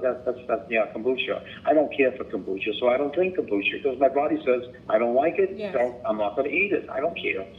It's not there. I don't care for kombucha, but people like kombucha. Wonderful. Your body's saying, hey, that's good. Listen I like to that. your body. Listen to your body. So, Because, go ahead.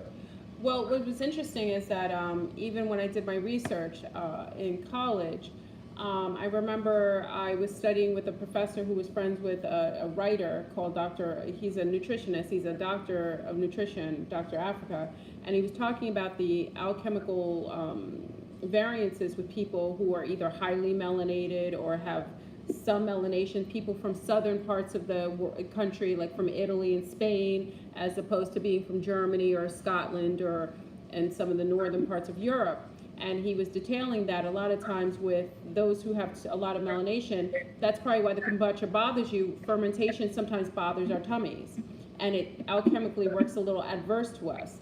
But for some, it works a little better. So I love that you said, listen to your body. If your body doesn't like something, it tells you that's not what you're supposed to be consuming. You body talk. I remember this lady took a whole session. She spent $700. She spent $700 on a seminar to tell her how to recognize her body's cues, which we should be naturally doing without having to pay that amount of money. And it's called body talk, listening to your body. That's right. And I love that you really promote that, because a lot of times we just listen and we read these articles based on some studies that are very limited, and they're only studying certain demographics of society, very limited, studies. And as a researcher, you need much more, you need bigger numbers to give you a better consensus of generalization of what works and what doesn't. And you need a variance of people. You need people from different backgrounds. So a lot of times when I do studies, it's only on a small niche of people with a certain type of genealogy, and it's very different than the people. So if it's a small bunch of, maybe a group of Japanese, or a small group of people from, more so European, then you're taking the study and then you want to make it applicable to everyone. That's not even normal. That's not even rational. We're all different. Yeah. So, you can, right. not every shoe fits every foot, just like the glass slipper effect. How many people tried on that glass slipper of Cinderella that she lost? And they were trying to force that shoe on every maiden's foot. Yeah, right. But that glass slipper can only fit on Cinderella's. Yeah. Yeah. See, everybody's unique. Just listen to your natural, they call it innate inclination, what you're naturally designed to do. Innate inclination. We all have that within us. That's our God sense, common sense, whatever you want to call it. But we are all designed to know and listen to our bodies. Well, we don't today. We got to listen to the medical doctor, and then in all the other articles on this and that, and what health is and what it is. What a mess. I mean, we're so governed by third party, misinformation. Here's a thing interesting. Yeah. I used to say this in my practice all the time. Knowledge with a capital K equals truth with a capital T equals capital G, capital M. That doesn't mean General Motors, that means God's mind. Then you've got information with a small I equals partial truths, anywhere from 5, 10, 20, 80, 90, whatever. Partial truths equals MM, man's mind, small m, small m. Now, which one are you going to listen to? It's your choice. That's right. Absolutely. I love that. I wish that was the general consensus of our society, but it's quite opposite. So let's get into forms of they create this flu season. They almost prep everybody for flu season. They're giving free, you see in our neighborhood, Don, you see the free vaccinations for flu everywhere, free now. They don't even want to make you pay for your poison. They want to give it to you for free. Don, what do you think about the flu vaccination? Do you feel that it is a remedy for the flu? I already know your answer. And then let's talk about the medicinals that we know. Elect me to be a dictator, and I throw those people in jail. Does that tell you anything? The virus, by the time that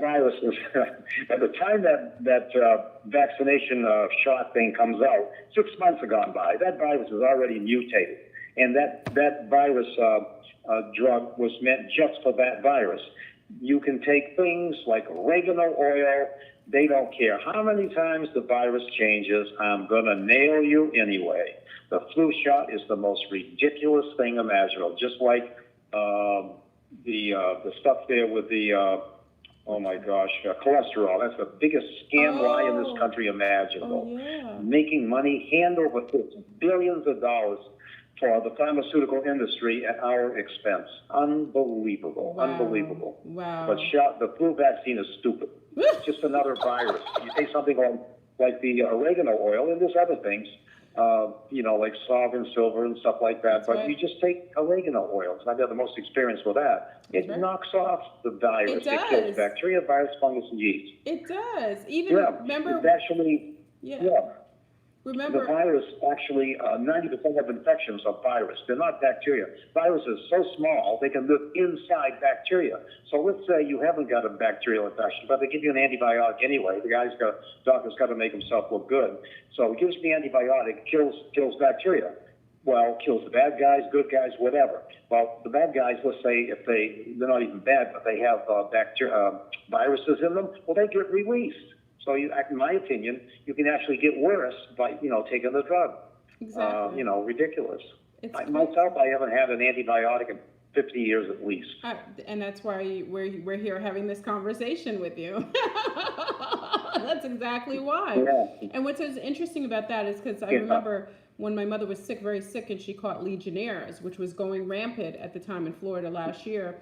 I came in, and I think you were there, and I got I got black seed oil, which was one of the staples that I used on her, and I got the oregano oil, and I rubbed it on her feet because I said to the doctors, listen, I know that you're going to remedy her on the western side, and she did need help. That's what hospitals are for, emergencies, and I appreciated how they did their part. Yeah.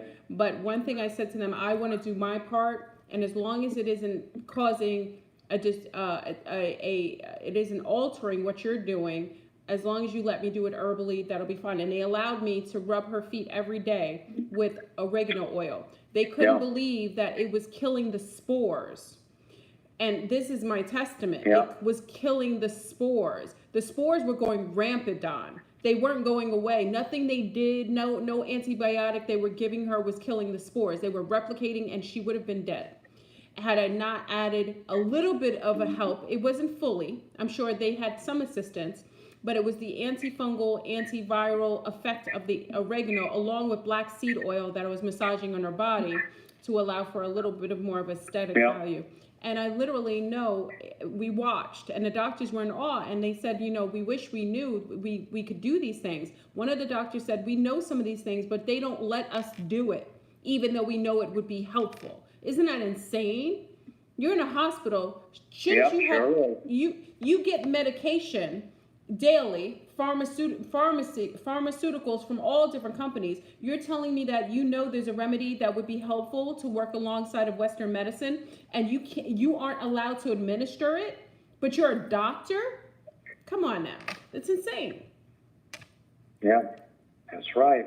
Absolutely right. Yeah, but you got to be a self-care person. You got to take care of yourself. That's the name of the game. Yes. That's where I'm comfortable. Yes. Well, I get asked often, well, when was the last time you went to had a medical checkup or something? Oh, about 45 years. And that was when I was changing malpractice insurance companies. I had to go. Yeah. Other than that, nothing. I haven't been. Now, I'm not saying that's the best advice for everybody. It's not bad to have a checkup here and there and stuff, but, I just haven't chosen to go down that road. At most, I've gone to a chiropractor sometimes, but I treat myself. I just kind of know what's going on, Yes. and I just leave it at that. I'm comfortable being my own doctor. And you just have to study. My God, today there were so many avenues of distractions and misinformation, disinformation, flat out lying, and you have to take your health into your own hands. I agree. Because you can't leave it up to a third party. You're just not going to get the truth. You go to 5 different doctors, and you're going to get, probably at least 3 out of the 5 are going to have different opinions. Absolutely. And so which one are you going to believe? And to be honest, that's it. back in the days, we were our first doctors. Our mothers were our first doctors and nurses. We utilized health modalities as needed, and we usually were much more astute in healing than we are now. We've become archaic, and not even archaic. We've become so codependent on outsiders to diagnose people that it's become almost nonchalant for someone to say, oh, they're sick, oh, gotta go to the doctor. Why can't you say, okay, so if you know your skin hasn't been this way, why not use a remedy that your grandmother used that worked for her, or utilize something that little things. Yeah, so we have to become more self-efficient and be more observant of who and what we are, and start to utilize the things that we know work.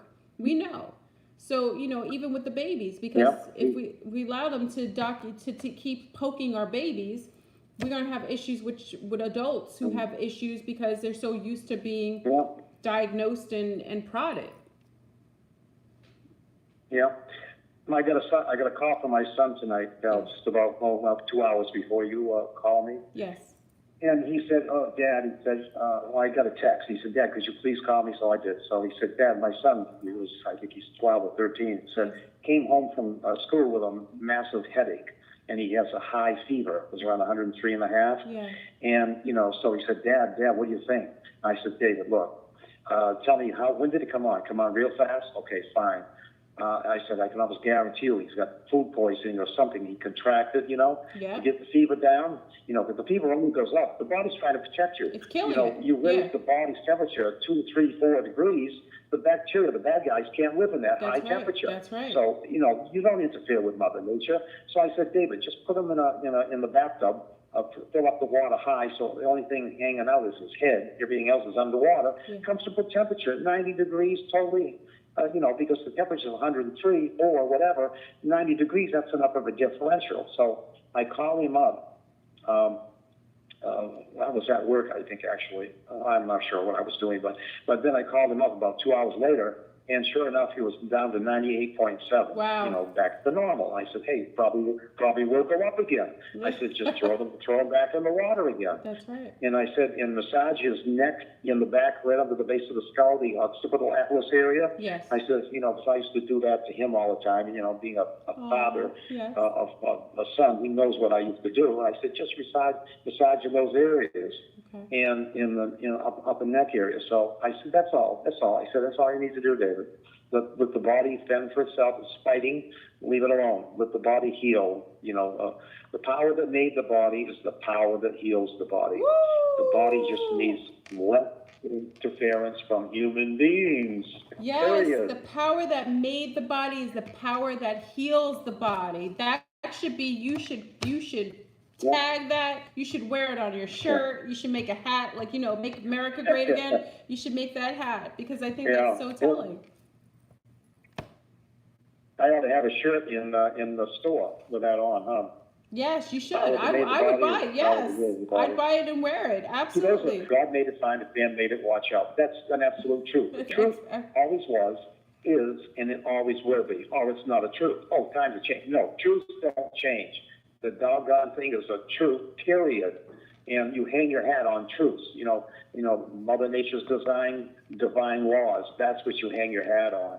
And you can't go wrong when you think that way. But you have to start thinking, what the heck did Mother Nature intend? What is the purpose here? What is the function? What is correct? And you will get your answer. You will always get your answer. Don't think like other people think, other OPTs. You just can't think that way because so much misinformation. 90% of what we see and hear on a day-to-day basis is negative. No wonder we're all inundated with, negative chemistry. And if you have stinking thinking, negative thinking, guess what you get for chemistry? Negative chemistry. That's right. Bad thoughts make bad chemistry. Good thoughts make good chemistry. That's it. Absolutely. So are you ready for some questions, Don? Yeah. You're up for some questions from our audience? I'd rather do. Yeah. Okay, so we have some questions. I'll pull you into the queue and the way that you came in. Okay, so I'm gonna pull in our first Peace family. You're on the line with Fleur Brune and Dr. Don. Peace family, 6570. Hi. Hey, Peace. Hi. Can you hear me? Yes. Hi, Yeah, Cece. gotcha. Hi. Yes, is it me that I'm talking? Yes, it's you. Okay, go ahead, Bob. Oh, okay. What a surprise. Okay, so I wanted to give you some confirmation. Yes. I spoke with a holistic healer. Is it me that you're hearing me? Yes, we're hearing you. Yes. Yep, I can hear you. Okay. I spoke with a holistic healer a number of years ago from a different country, and he was the first one who told me and my family that here in the United States of America, that all the stuff, because he came here and he visited, all the stuff that we're being sold, of all of the vitamins, supplements, and all that stuff, he said all of that is garbage.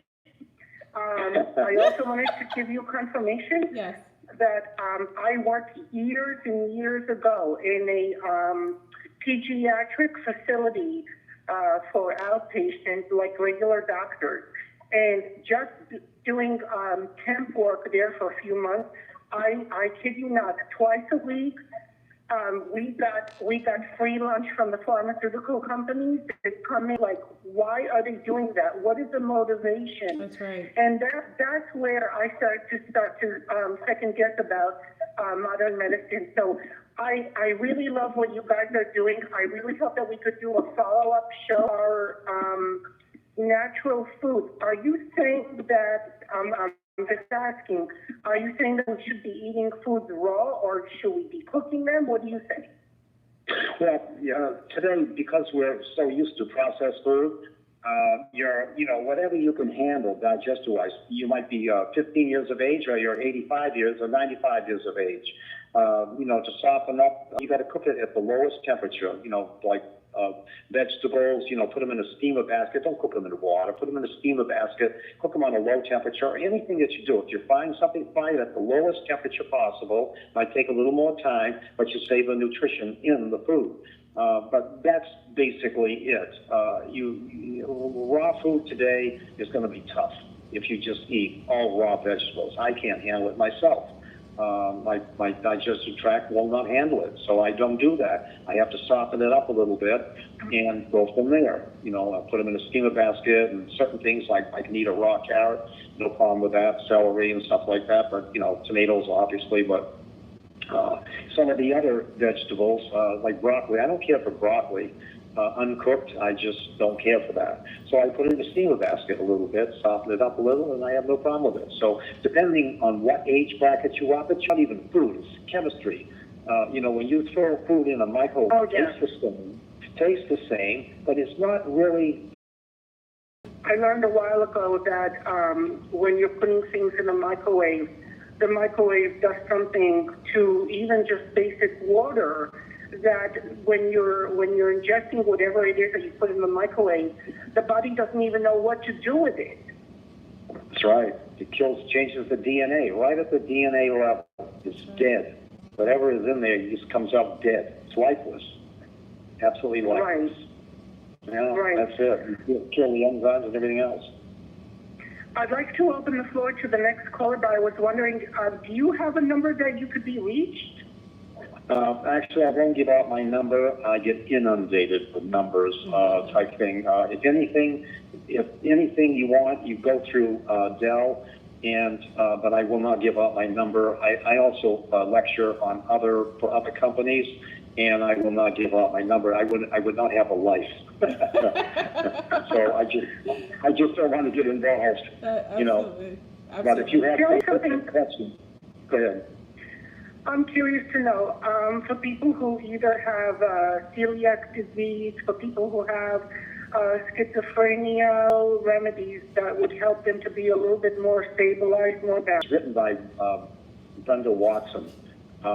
She used to have a company called Renew Life. Now she's got some the Vital Planet, I think, or something like that. But she was published in 2010. But look up her book on the internet.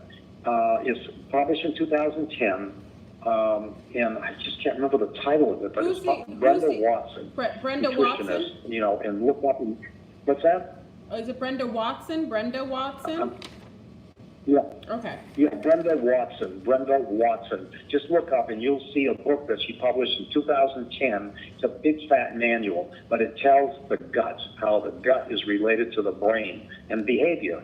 That would be a place to start. And in that book, she has people, other doctors that really know what they're doing when it comes to straightening out. To be done. Okay, that's the thank you. Yeah, you're welcome. You're welcome. Thank you, Thank you. sister. Let me open the floor to the next caller, so I could be very respectful for everyone. Okay, thank you. Okay, Peace, thank sister. you. Okay. We'll take our next caller. 8926. You're on the line with Mr. Don, Dr. Don, and Flurburn. Peace, family. 8926. Go ahead. Hi. Hi. Uncle Cynthia. Hi. Peace, Hi. sister. Yeah, I'm just, I have like two questions. I've been having like sinus issues for the past week, and I try to eat as clean as possible. I don't know where it's coming from. I'll say this, okay. Well, you've been there for several years, right? I moved here last year. Been here for a year. Last year. I have sinus infections all the time and ear problems. Back in Seattle, Washington, so strong right now. Yeah. Well, there's food sensitivities. I mean, this is a bunch of different things. Even where you're working or in your home, at work, whatever. Maybe there's an air conditioning thing that is not good, and and the air is not being cleaned. You're breathing recirculated air that's got junk in it because they haven't cleaned the lines. I mean, there's so many different things that can cause sinus problems. But some people do the salt washes in Seagate. That's got olive leaf in it. That might help you out. Even when you Sinu Rager, I think Sinu something, SINU something. That's a very good, very helpful for a sinus. So, it's like you get the dirt on your hands. What do? You wash your hands. Well, if you got stuff in your sinuses, you wash it. I don't believe in washing your sinuses all the time because you're upsetting the natural chemistry in the sinus. Yeah. Just like you want to do colon irrigation. If you ever heard of colonics, colon irrigation, you can't do those all the time because you're washing out and upsetting the healthy bacteria that live in the gut. Yeah. That's not healthy. That's an emergency procedure. So, but you can do things to help you out, at a health food store. You can go in there and they may have a product. I can't remember the name of the company. Sidha, I think it's called SIDHA, Sidha, I'm not quite sure. But it has 43 different things tested for this area of the country. It's liquid in a little small bottle. It's difficult, very difficult. Okay. That sounds good. Good luck. My sister, she has a question. She always has cold feet. Do you know what that's stemming from? Do you have like a clue about that?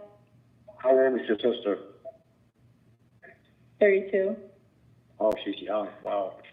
Cold feet. Well, she could have a thyroid problem, which could be caused by stress, an adrenal problem.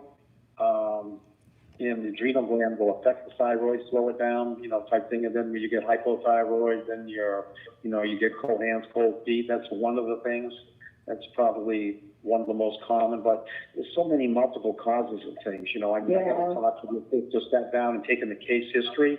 If she's stressed, that adrenal gland send out cortisol will slow down the thyroid, and then you're going to have hypothyroid. Then you end up with cold hands, cold feet type thing. But yes, look into it further. Look up things on the internet. And like I told that other lady, you're hearing everybody else talk, correct? Is that correct? Yes. Yeah. Okay, that book that I was telling you about by Brenda Watson, get that book. The latest.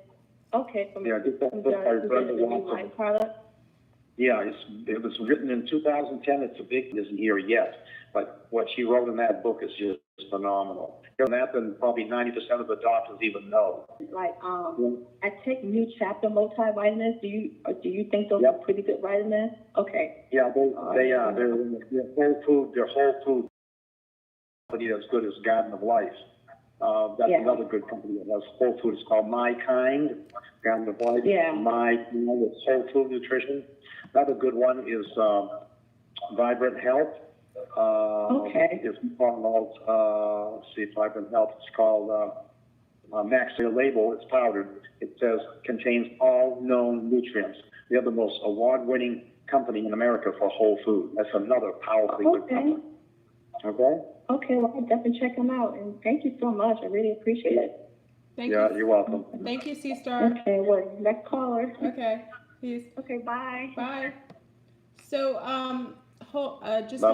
just one moment, Don. For those calling in, you have 4 minutes to call in on the air before you can call in. For those who are still on the line, you have to push the number 1 if you have a question or a comment.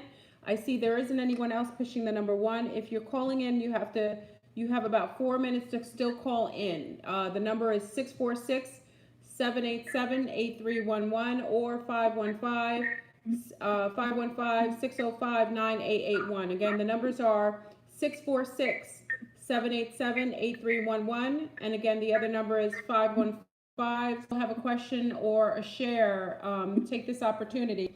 Dr. Don is joining us. Waiting. Oh, do we have another person? Okay, so we have another question, Don. Are you ready for it? Yeah, go ahead. Okay. 0411, you're on the line with Laroon and Don. Doing well, love. Yes, how are you? I'm glad that you actually decided to come on the show with Laroon this evening. It's been a very interesting topic and very informative. So I wanted to first and foremost to make sure that I said thank you for your presence and for your information. And my question, hold. you had mentioned something. I'm sorry, one moment. You had mentioned something. I'm sorry, love. Hold on one moment. They were asking for the number again. The number to call in is 515-605-9881. Again, 515-605-9881. That's one of the numbers. Or you can call 646-787-8311. Can someone put that in the chat? You guys have 2 minutes to call in. I'm sorry, love. Go right ahead. It's fine. I understand. 90 seconds. So I had heard you mention something along the lines of, bloodlines and stuff in the act, that were, kind of encoded that way. So I kind of wanted to take that a step further with, the genetics and, DNA, blood types and all. I happen to be what they call RH negative. 60 seconds. And I find that myself versus my siblings and other family members, I have adversity to a number of different foods. So, Okay, for RH negative, I don't have an answer for that. I honestly don't know. But when you talk about the blood type, again, just by experience, you eating certain foods, if they don't agree, well, that's not for you. But, so I can't really say RH negative, obviously that's a minority type thing. But I honestly don't know the connection between that and 10 seconds. I don't have an answer for that. I just don't. That's all I can do. I can't help you with that one. Okay. And my second question, thank you for that. My second question is, there are those of us who come from a very diverse background. Yeah. So what would you recommend to find out what areas we come from? which really doesn't make a whole lot of sense to me, because if they find it in your mitochondrial DNA and they can trace it back, a number of years, they say that it can't denote your ethnicity, but really it kind of does all the same thing. I think it's just all political propaganda, but that's what squirrel knows. So for those of us who are from, a very diverse background, what would you recommend with that? Just what you said earlier with what sounds good or feels good to our body, what we're craving? Look into it, because the doctors don't live in your body. And I had 100 call my drugs. The body is so complex. There's 5 million chemical reactions that go on in one cell in your body spontaneously. And there's over 70 to 100 trillion cells that make up your body. And there's 10 to 15 times the number of cells in the body. You can't say that. We are so complex, it's incredible. So you just got to listen. You got to have a gut feeling. You know, you have a gut feeling about something. I think that's really along with it. But there's partial truth to it. But, these rooms of God, if I screw up, you're going to have to wait till the 21st century when you find out what your blood type is. Then you'll have your health. How stupid is that? See? If it isn't simple, it's not true. Just know DNA testing and everything. That is just not meant to be. Perfect. Thank you very much for your information. Yeah, you're welcome. Appreciate that. You bet. Okay. Thank you, Candy. Caller. Thank you, guys. Okay, peace. Okay, we'll take our next caller, which is 7570. You're on the line with Flurburn and Dr. Don. Peace, family. 7570. Hey, peace. Peace, C-Star. Hi, can you hear me? Yes, we can hear you clearly. So I have some questions. First of all, if you can please address, if you don't mind, if you have any information to share with us, let's talk about six blood types: A positive, A negative; O positive, O negative; B positive, B negative. Do you have any particular foods that should be eaten by these blood types that you can recommend? Absolutely. I have no recommendation. I honestly can't tell you which blood type goes with certain foods because I don't give a damn. You're not supposed to know your blood type. Whatever you don't like, your body doesn't want you to eat it. It's talking of eating that food. You just eliminate that food. So that's what you got to. That's it. Okay. Can you give me the details on what exactly to do with the oregano oil? Is it something to be ingested? Yep, and you can ingest it, and you can put it on outside stuff. If you have something on your skin or something, an infection or whatever, you can put it on the outside, mix it half and half. Let's say 10 drops of the oregano oil with 10 drops of coconut oil or something like that, and put it on and out on the skin. But internally, if you have bronchitis, pneumonia, serious condition, you take 10 drops. Now, this is North American Spices, that company, North American Spice, their oregano oil. You take 10 drops 3 times a day. That's what I recommend. And I made that up. On the bottle, it says 2 or more drops. If you want to knock out a serious infection, 10 drops 3 times a day. I agree. And that helps out just about any condition. It will kill bacteria, viruses, which an antibiotic does not touch. And 90% of the infections are virus, and it kills fungus and yeast. Amazing. I agree. That's it. 10 drops 3 times a day. Yes. Yep, 10 drops 3 times a day. And what is the company? North as in South. North American Spice, as in a spice rack. Okay. Very good to know. Yep. And the children, they're not going to take it because it burns. Stuff burns. You're going to take it with something, like a juice or applesauce or something, because it kind of burns a little. But on a child, 3 years, whatever, you put it on their feet at night. That's what I did. Like a 3-year-old, put 2 or 3 drops per foot. And the child goes to bed, and he's getting healed while he's sleeping. Absolutely. And it works. Tell me, do you guys know anything about this? Do you guys know anything about these things that they advertise about these bamboo foot pads that you stick them to the bottom of your feet and you sleep with them for 8 hours? And they're supposed to help. Suck in toxins, right? Say that again? They suck up toxins. They draw toxins out of your yeah. They probably had some merit. I just don't know how valuable that is. But yeah, you will see black stuff come out of the bottom of your feet. It draws it out. I don't know how effective that is. I don't know. One person, third person, that it actually, that she's helped me to realize not to believe everything that you hear on television, that they've been trying to knock it off to say, no, you should not be doing it. I did it myself, and I'm telling you, my feet smell like barbecue potato chips in the morning. Yay! Share it out. Oh my, it made me so hungry. And 2 weeks before you started to talk about not eating after 7 p.m., I started that diet. It was given, I got to tell you, on the nights that I stick with it, I do drop the weight. Yes. It's the eating late, right, Don? Yeah. It's the we don't digest. We're not meant to eat. Say that again? Don, Don can go extend on this. We're not supposed to eat after a certain time to allow for digestion down, because digestion slows as the evening progresses, right, Don? Yeah.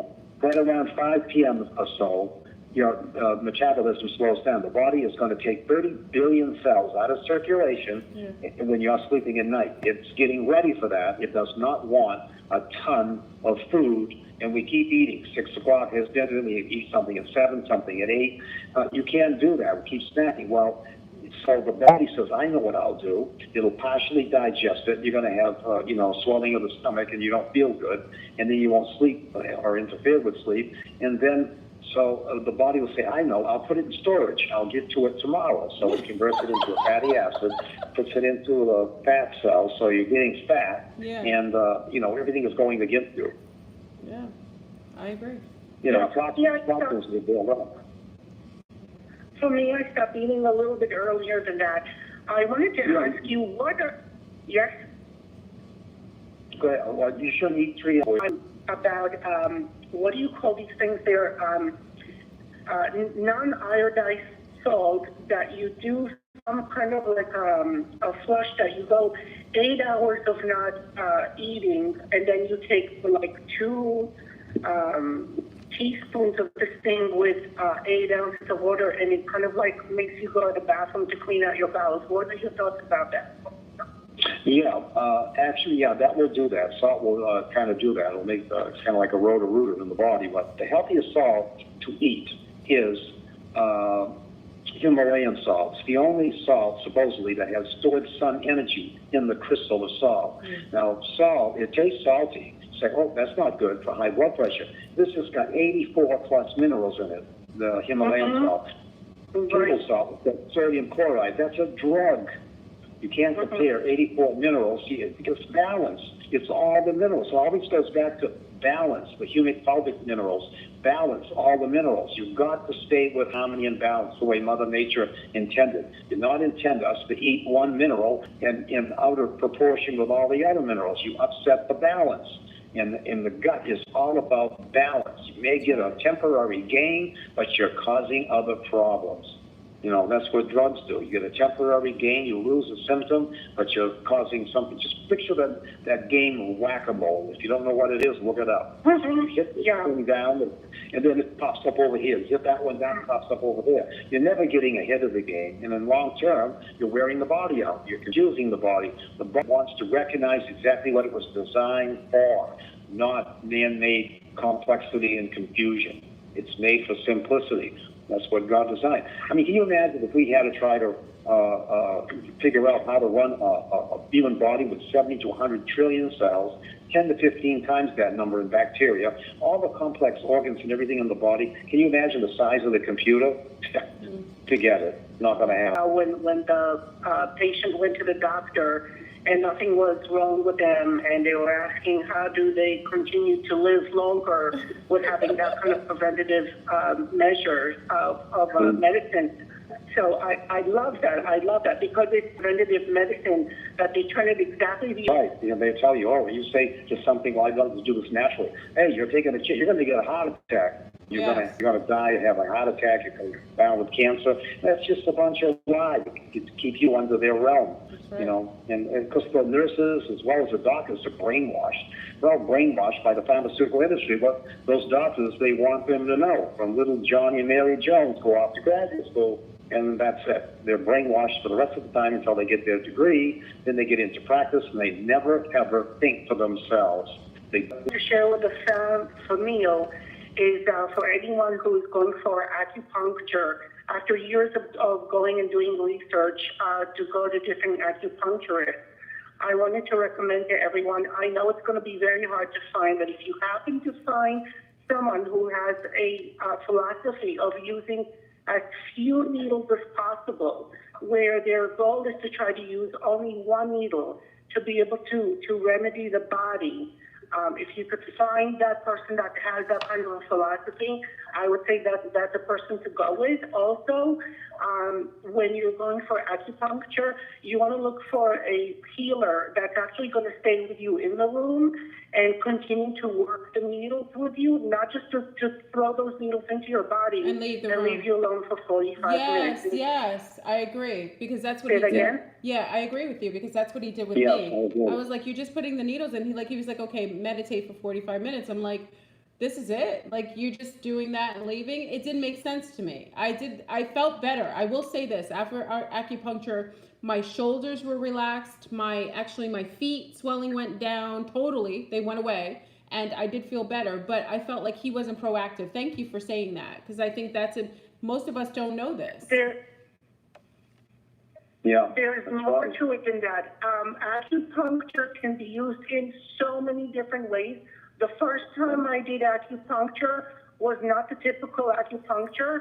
I went to this doctor that he was doing a whole bunch of other things. Well, the bottom line is that when he put the needles in me, he was doing it more for a spiritual thing, and I've done this a few times with him.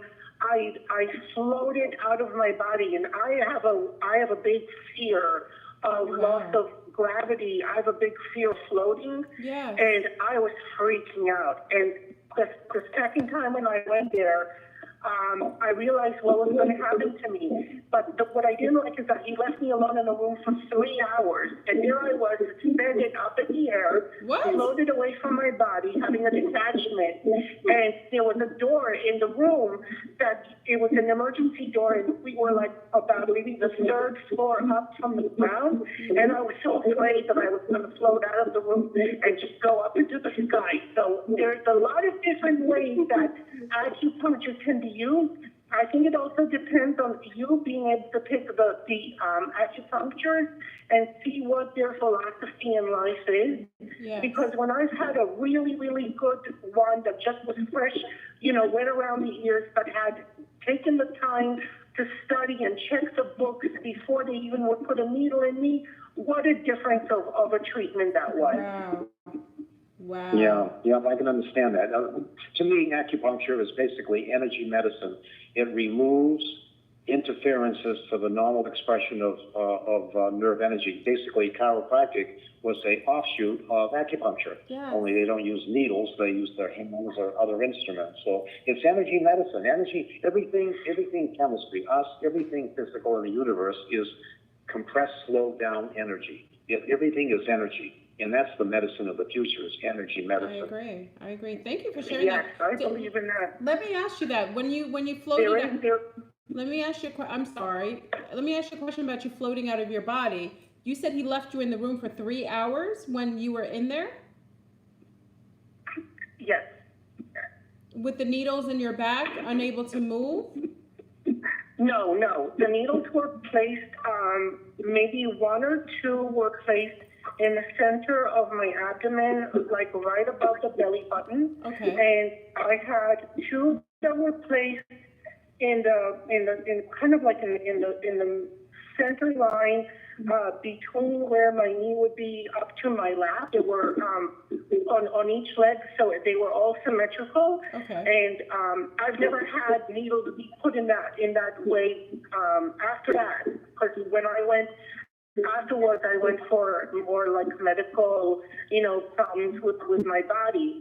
I didn't go for, like going for a spiritual awakening or whatever. So when this doctor put them in, I was floating. I was, and not only that, but I really didn't like the fact that I wasn't told what I was going to experience ahead of time, and he knew what was going to happen. And I had a great fear of the loss of gravity, so I had to deal with a lot. Wow, that's very. I guess you do. Yeah, that's very neglectful too, and that's a little, that's a little, he should have been more forthcoming and engaging with you like that, especially. They hit a pinnacle part of your meridian, they touch the meridians. So he accessed a part of your meridians that allowed for you to release yourself. And that's scary, to be honest. It's a little scary. Yeah, it's scary when you find yourself being suspended about 3 to 4 feet above your body, and you're able to look down, and that happened to me more than 10 years ago, thankfully, and I wouldn't want to repeat that. Just before I finish here, I also, oh my goodness, I'm losing my train of thought. I have something to say. Oh, there is, for those of you who are into metaphysical stuff, there is, as you said about energy healing, there is energy transfer. I've learned that years ago. I don't practice it often, but I've seen that it actually works. My problem with my body is that I am lesser of a receptor, but I'm more of a giver, and I'm quite potent in my healing of other people. Okay. So I've learned to create it that I focus on a particular emotion or feeling or something of strength or love or something. I would create a ball, and it would start off as a small ball, and I would turn it into a big ball in the air, probably about the size of about a basketball. And then I would keep running my hands in the air in a circular pattern as if I'm holding the ball in all different angles, and then I transfer it over to the person, and I start rubbing them in the air as if, like, I don't know if how they show you, like in these when they take when they're looking at people through those special glasses, yes, that they could see their heat. Yes. So you could see the outline of the body. So that's what I would do, is I would rub my hands on the outer part of their body without touching them. And the people that I've healed in this way have actually said to me that they've sensed things in that way. Beautiful. But they felt better. That's craniosacrals get trained like that as well. It's almost like a, Qi Chong is kind of like cultivating that energy, and then you're actually transferring the energy to an actual patient or a participant. I think that's beautiful. That's a beautiful form of healing. I think more people should be trained in that. I think it's beautiful that I'm able to talk this long, because they've always been cutting me off all this time, so I might as well. I should quit while I'm still ahead.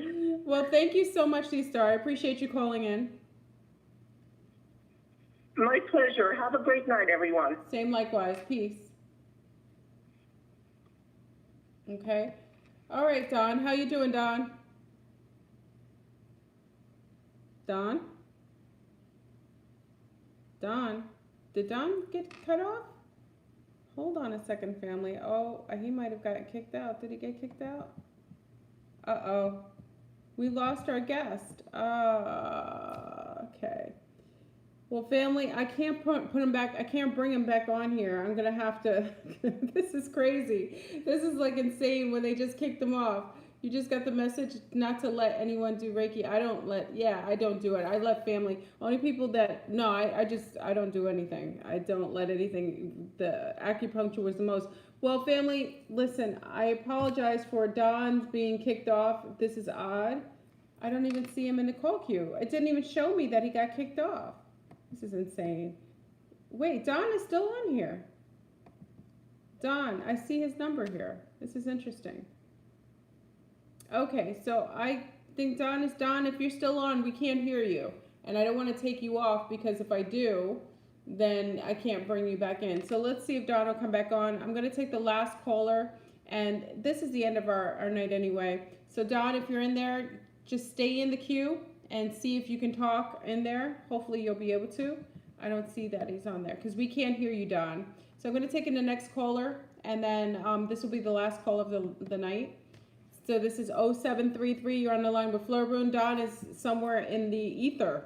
Don has been transferred into the ether of the queue. Peace, family. 733. Oh. Hi, C-Star. Hello? Hi, peace, C-Star. Hi. I didn't realize you could hear me. Yes, It's Kenisha. Hi, Kenisha. I actually want to ask him the correlation between candida and actually autoimmune diseases. That's a good question. So my personal experience in the college, I believe it was college, I started breaking out with a rash all over my body. Didn't really know what it was. Yes. Had all different types of tests done. Went to different doctors, went to a dermatologist. It wasn't until my nurse practitioner at my college actually told me that it was yeast on my skin. She took a sample. She did a scraping. Yes. And she said it looked like there was yeast on my skin. She gave me Nizoral shampoo to help dry it up, but I still had the patches. Yes. That I was able to clear away with cocoa butter, just simple plain old cocoa butter. Oh, very nice. But no one ever discussed the internal aspect of it. I've actually been tested 4 times for lupus. Interesting. Because every doctor I went to, they said that I was showing signs. Like just my from the daughter. patches Yeah, like my of what daughter. it looked like. Yes, because it's probably psoriasis. It's probably psoriasis, like my little one. Right. Yes. Right. So that's what it. So then it was. I even went to a dermatologist and they did a biopsy on one of. And I still have the scar on my arm to show for it. Yes. None of the doctors were able to tell me what this was. That upsets me. None of them. I'm sorry. I didn't mean to interrupt you. No doctor was able to tell me what it was. Okay. Just me being me and looking and researching, I came across candida. I'm like, okay, and I did some research, and a lot of the symptoms explained what it was that I was experiencing. Yes. Just the extra tiredness that I just correlated to my anemia. Like I was still taking my iron pills, but I was still exhausted. I couldn't explain why I was always lethargic. I did a candida cleanse, and when I tell you, it went away immediately. Really? Immediately. All the symptoms, the tiredness went away, the fatigue went away, the patches went away, and I'm just like, it's interesting that I'm going to all these doctors, and the one person that gave me a clue as to what it may be was my college nurse practitioner at the school. Wow. And I've been dealing with this for years, and it wasn't until 2 years ago that I actually did my research to figure out what it was. Wow. This is awesome. So it wasn't until 2 years ago. So this is like a 10-year span that I've been experiencing these patches, and nobody was telling me. Nobody could. I actually, up until 2 years ago, the last time I got tested for lupus was 2 years ago. Yes. And after that, I was like, you know what? I'm fed up. I'm going to the doctor. Can nobody tell me what it is? I had already started making changes. It was about 4 years ago. Cut out the meat. It would come up like whenever I noticed I was stressed. Yes. I would get the flare up. And I came across someone's page and I saw it and I'm like, Kenita, this actually makes a lot of sense. I went to my local health food store. I asked them for certain things. I'm like, look, this is what I think the problem is, and this is what I need to help me. So what did they gave it to me, and when I tell you, what was your remedy? So what were your different things that you utilized for the candida? Okay, so I actually did a 7-day candida cleanse with it was vegan pills. I got it from my local health food store, but the brand was called Nature Plus. Nature Flux? It was Nature Plus. Okay. Mm-hmm. Okay. Hold on, Don's calling us. On top of that, Oh wait, hold that thought, love, because I got Don calling us too on the other line. This is so beautiful. Okay, hold on. I'm gonna bring Don in on the other line.Hold on, let me get him in while we're talking. Okay, so what did you? Okay, so Nature Flux you did for 7 days. Okay, and then what else did you yes, use? I did that for 7 days, and I completely changed my diet. I took out anything that will essentially break down to sugar. So I took out the bread, I took out the pasta. Okay.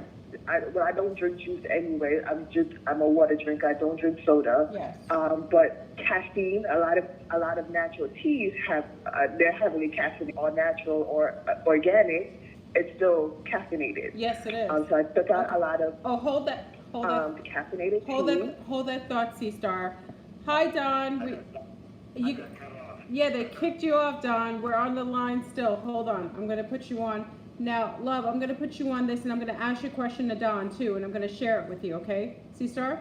Hold on. So, Don, I'm putting you on here. Okay, hold on. Okay. Now, Don, we have you on. C-Star, I'm going to ask him the question again. You're going to be a little lower because I have him on the other speaker. Can you still hear me? Yep. Okay. We have a young lady who just called in, and she had. Can you repeat what you said again? She had symptoms. Can you repeat how it began again? The correlation between candida and autoimmune diseases. Okay. I was actually breaking out with rashes. No one was ever able to tell me what it was, and it was 2 years ago. I've been dealing with this for about 10 years. Yes. I had biopsy done and everything, and I was actually tested for lupus on more than one occasion. Yes. The last incident was 2 years ago. That they were quote saying that I was showing early signs of lupus. What that means, I have no idea. But I did my own research because I said I would go to the doctor, and everything pointed back to candida and overgrowth of candida. Yes. I did my own research, did my cleanse, and I've been able to subside a lot of the symptoms that I was experiencing, but go through, I can easily name about 5 doctors that I saw. Wow. So Easily. did you hear that, Don? It was breaking up something about rosacea. Okay. No. She actually she was able to find out there was a correlation between candida and autoimmune disease, and she went to several doctors. Okay. They kept saying they did a biopsy. They said she was preempt lupus. She wasn't having other symptoms of anything else. She was having a breakout and rashes on her skin. And she, by talking to someone at her school, was it at your school? At her school, a nurse. Yeah. A nurse, a nurse practitioner. She told her she has, most likely it's candida. And with her researching herself, this is what she did all by herself. Researching herself, she did a 7-day candida cleanse and limited the sugar and took out caffeine, right? Caffeine? Yes. Caffeine, all the things that would probably cause inflammation. Zero starches, right? Zero starches, high fruits, like Bitters. Yeah, we like those, yeah. Yeah. But I was able to, and I also noticed that from just doing the computer cleanse, like how a lot of the other symptoms I was experiencing subsided. The extra tiredness of completely lethargic, but I just assumed that it was my iron deficiency anemia. I wasn't getting enough. Yes. But it was the candida. It was candida. And no one really talks about, right? No one associates candida to autoimmune diseases, and I'm seeing it more and more. Thank you for that. It's showing up a lot that way. Thank you so much. You don't realize just what you're sharing this with my youngest. The same, everything that you said that you've gone through is what she's gone through. And I've had to address her in a way that I know it's something else. It isn't what they've said. Now, they didn't label it as lupus. They tested her for lupus like they did you. But they also said she had agitating her. But thank you for that, because what you're denoting is what I just looked into. And the first sentence was, it could be an overrun of candida. It's most likely candida. Interesting. How amazing. Kudos to you for doing the research, being proactive, for some advice. So Don, can you go into candida and what's going on with a lot of what causes candida, how to remedy candida? Well, okay, if it is candida, you know, the bacteria, fungus type thing, fungus yeast actually, you know, what's causing it? Well, that's the typical American diet. Way too heavy on carbohydrate and starches, which all turn to sugar, and that's what candida just loves to live on. So you got to starve it. Same way you would starve a cancer cell is you take away its main food, which is glucose or sugar. So you starve it to death. So you just cut out carbohydrates and starches, and then I would do the 10 drops 3 times a day of the oregano oil internally, probably for a few weeks, and just see how you're going. But that should cut back on the yeast, the candida, considerably. But just remember, the cause of it is a carbohydrate and starch diet. That's why the keto diet or Atkins diet or paleo diet, they're all cut back on the carbs and starches because they all turn to sugar. And you got to suffocate. And also another thing to do is cell food, just like a cell in the body, CELL, cell food. It's the name of the product, cell food, like Lumino, I think it is. Yeah. It makes oxygen in the body. You want to give the body a lot of oxygen. We're shallow breathers today because we don't exercise outside. That's right. And on top of it, we're always in some recirculated air. And there's actually less oxygen in the atmosphere to breathe today than there was about 100 years ago. 100 years ago, there was around 36 to 52% oxygen. You die at 6. Yeah. So we're definitely under-oxygenated. You need more oxygen, and you need more sunshine. Don't wear sunglasses. Throw the damn things away. Glasses. You want to have the full spectrum of sunlight. You know, we were not designed or born with sunglasses. They're not meant to be on a human being. You have to have full spectrum light. You can't worry about, well, I'm going to get macular degeneration, I'm going to get cataracts, and oh my word. The only reason those things happen is because we're so malnourished, the body can't even handle the healthy sun that's out there. All the other people, all these look at the people who live to be 100, that lady, their grandfather, 116 years of age, and he died of an appendicitis attack. Wow. And that's what he died of, not, so to speak, old age, so to speak. Well, my gracious, he was out in his garden all the time, gardening and stuff. He was not working under an umbrella or in a dark area. Yeah. So, we just have to eliminate the things that cause these conditions. It doesn't matter if it's candida. That's one of the 30,000 different named diseases that we have in the country. You have to eliminate causes, which means got to go back in time. Look at your grandparents ate. Imitate what they ate because they were living healthfully. That's what the guy that lived to be 100. I mean, the grandmother lived to be 102. Yeah. And the husband there, the grandfather, was 116. Right. And so, you just have to do things that are natural oriented.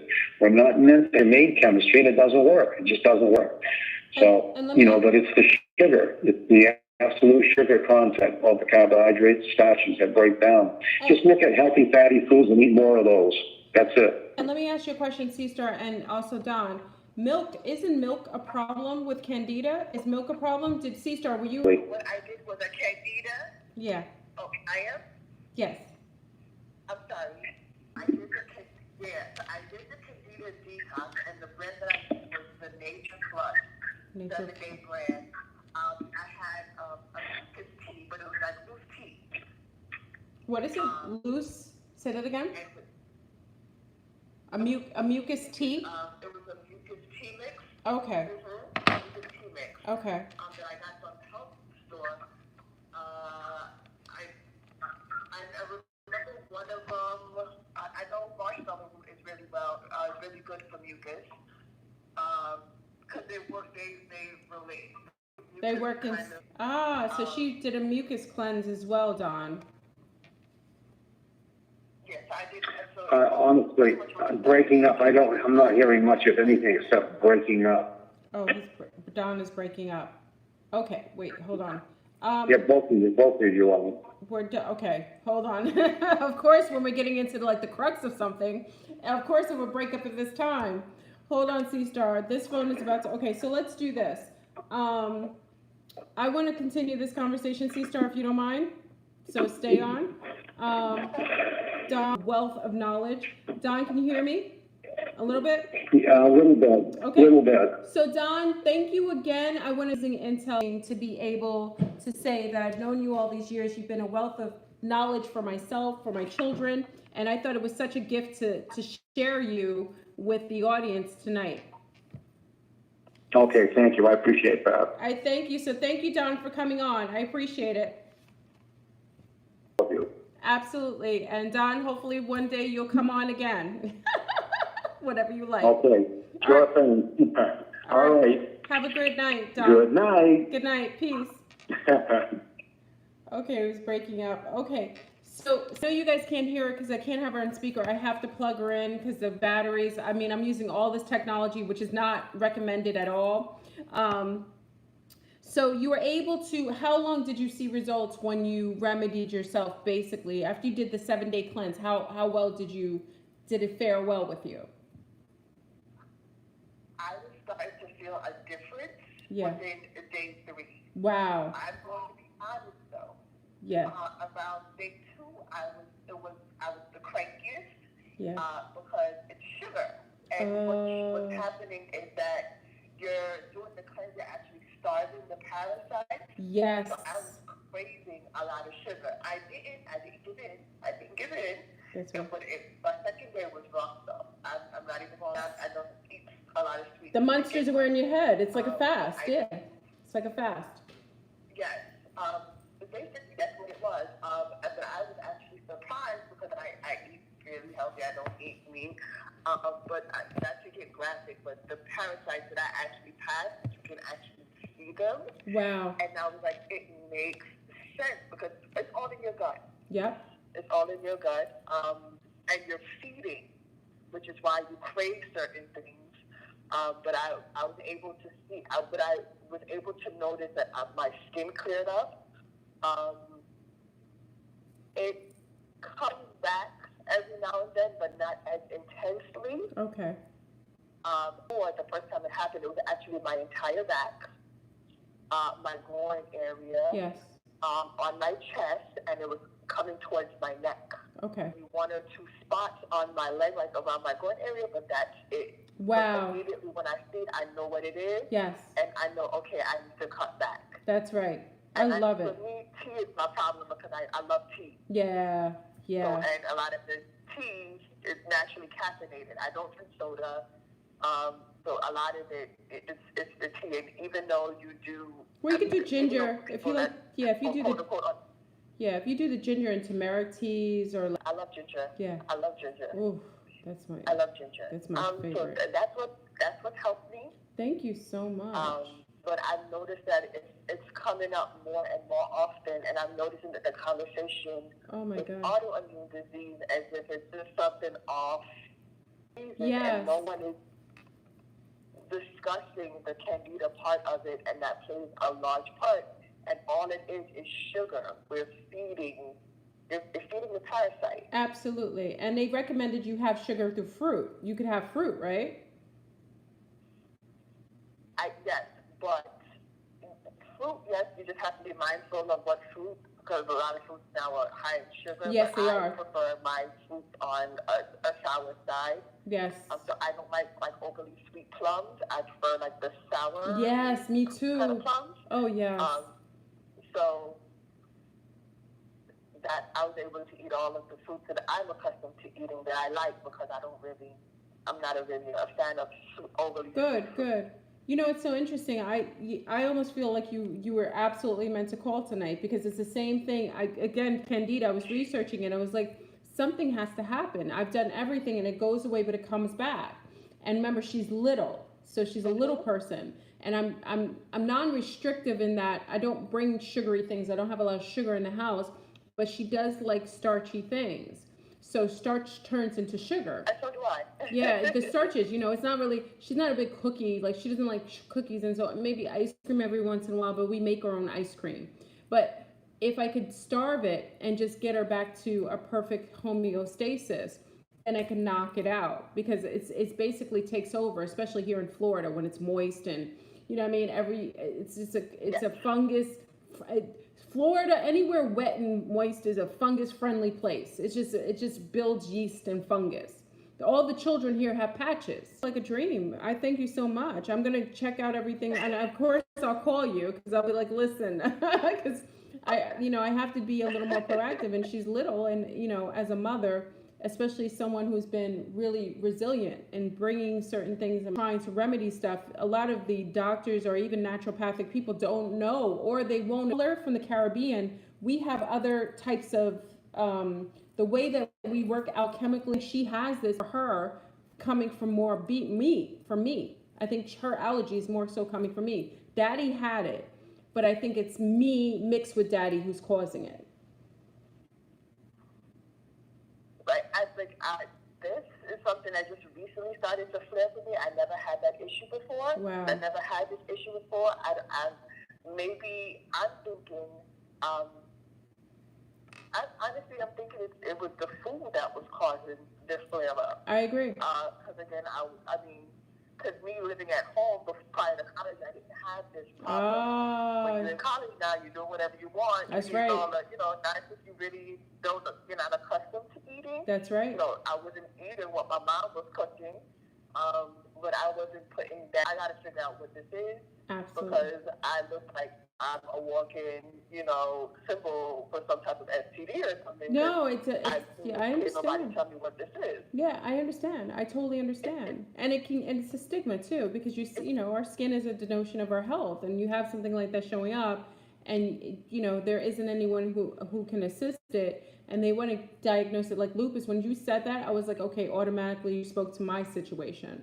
And then of course they diagnosed it with cirrhosis, but I was like, that isn't cirrhosis. That's something else. You could just tell. It's something else. Cirrhosis shows up like that, but it's showing up from something exacerbating her symptoms, her attacking her system, to attacking itself. So, when we go to, where do you live? Where do you live, Mama? Here, when it's in cooler weather, do you find it's more under control, or no? Does it matter? Yes. No. It's more under control in the wintertime, and in the summertime is when I notice the flare up. Thank you. Okay, so but that's usually the summertime as well, where my diet. The summertime is usually when I kind of sort of take out.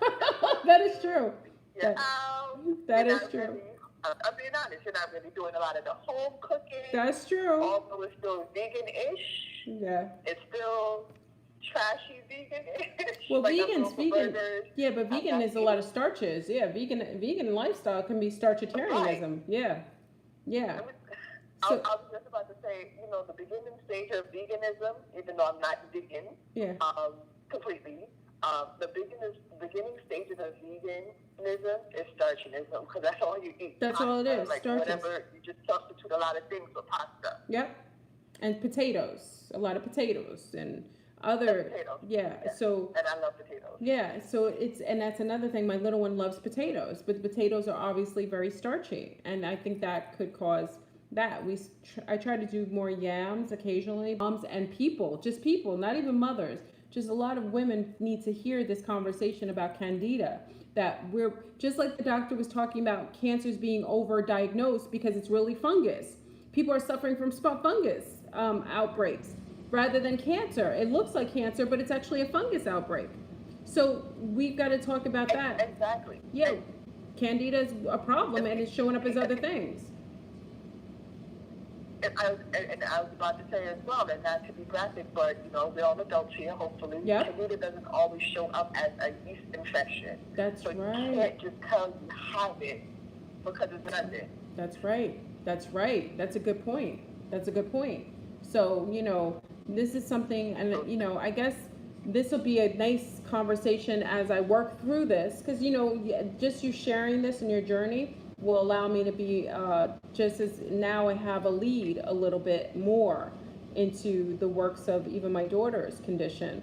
And I think this is going to be a very interesting topic, and especially I know I'll heal it, but once I do and come to the conclusion of what the actual steps to do like you've done, then we can just put it out there, because they're not going to tell us.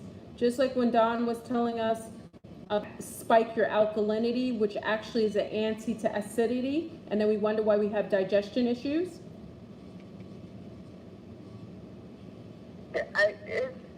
It's crazy. They don't. It is. They're promoting things that they know are harmful to our health. See, the problem is you have these monsters that are out here that are propaganding things that are literally doing things to make you more susceptible to ailments and viruses. Now, until Don said that one statement, because I knew drink water, you're alkaline in your stomach, disallowing for the acidity aspect to break low, it kind of gets overactive. But I didn't realize when he said that, be good, right? But why are they promoting it? Why are they doing that? Another thing that struck me when he said that was true. In a sense too, I remember growing up, especially in the Caribbean, we weren't allowed to drink and eat. We would drink our juice or whatever beverage my mom or my grandmother gave us after we finished eating, and they would say, quote unquote, because pulling your belly with juice. You're right. They had a ancestral knowing, like a genetic knowing of what was righteous. You know what I mean? It's almost like they just knew that we weren't supposed to do that. Because even now, I only want to eat. I don't want to drink.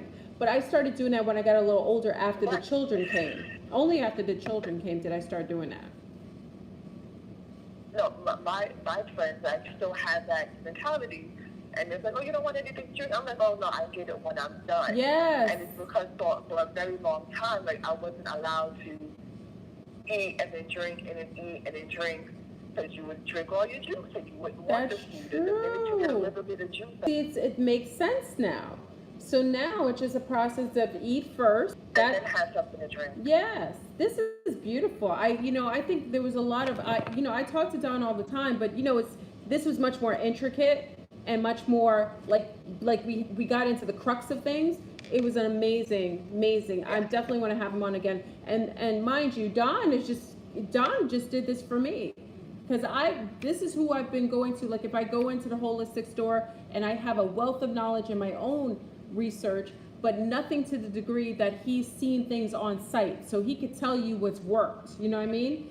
That's what I love. Somebody who's on ground, like in the zone. He's in the zone of homeopathic remedies and supplements, and you know what I mean. So he's in the literal placement where he can actually vet it out, and then he's a doctor, so he's seasoned enough and educated enough to see how things work through and what companies work, or what things what things would be proactive in helping and assisting with our immune system. I mean, every time I go in, Don was the reason that the same thing you use for yourself and your daughters, you go do that for your mother. It was Don who suggested that.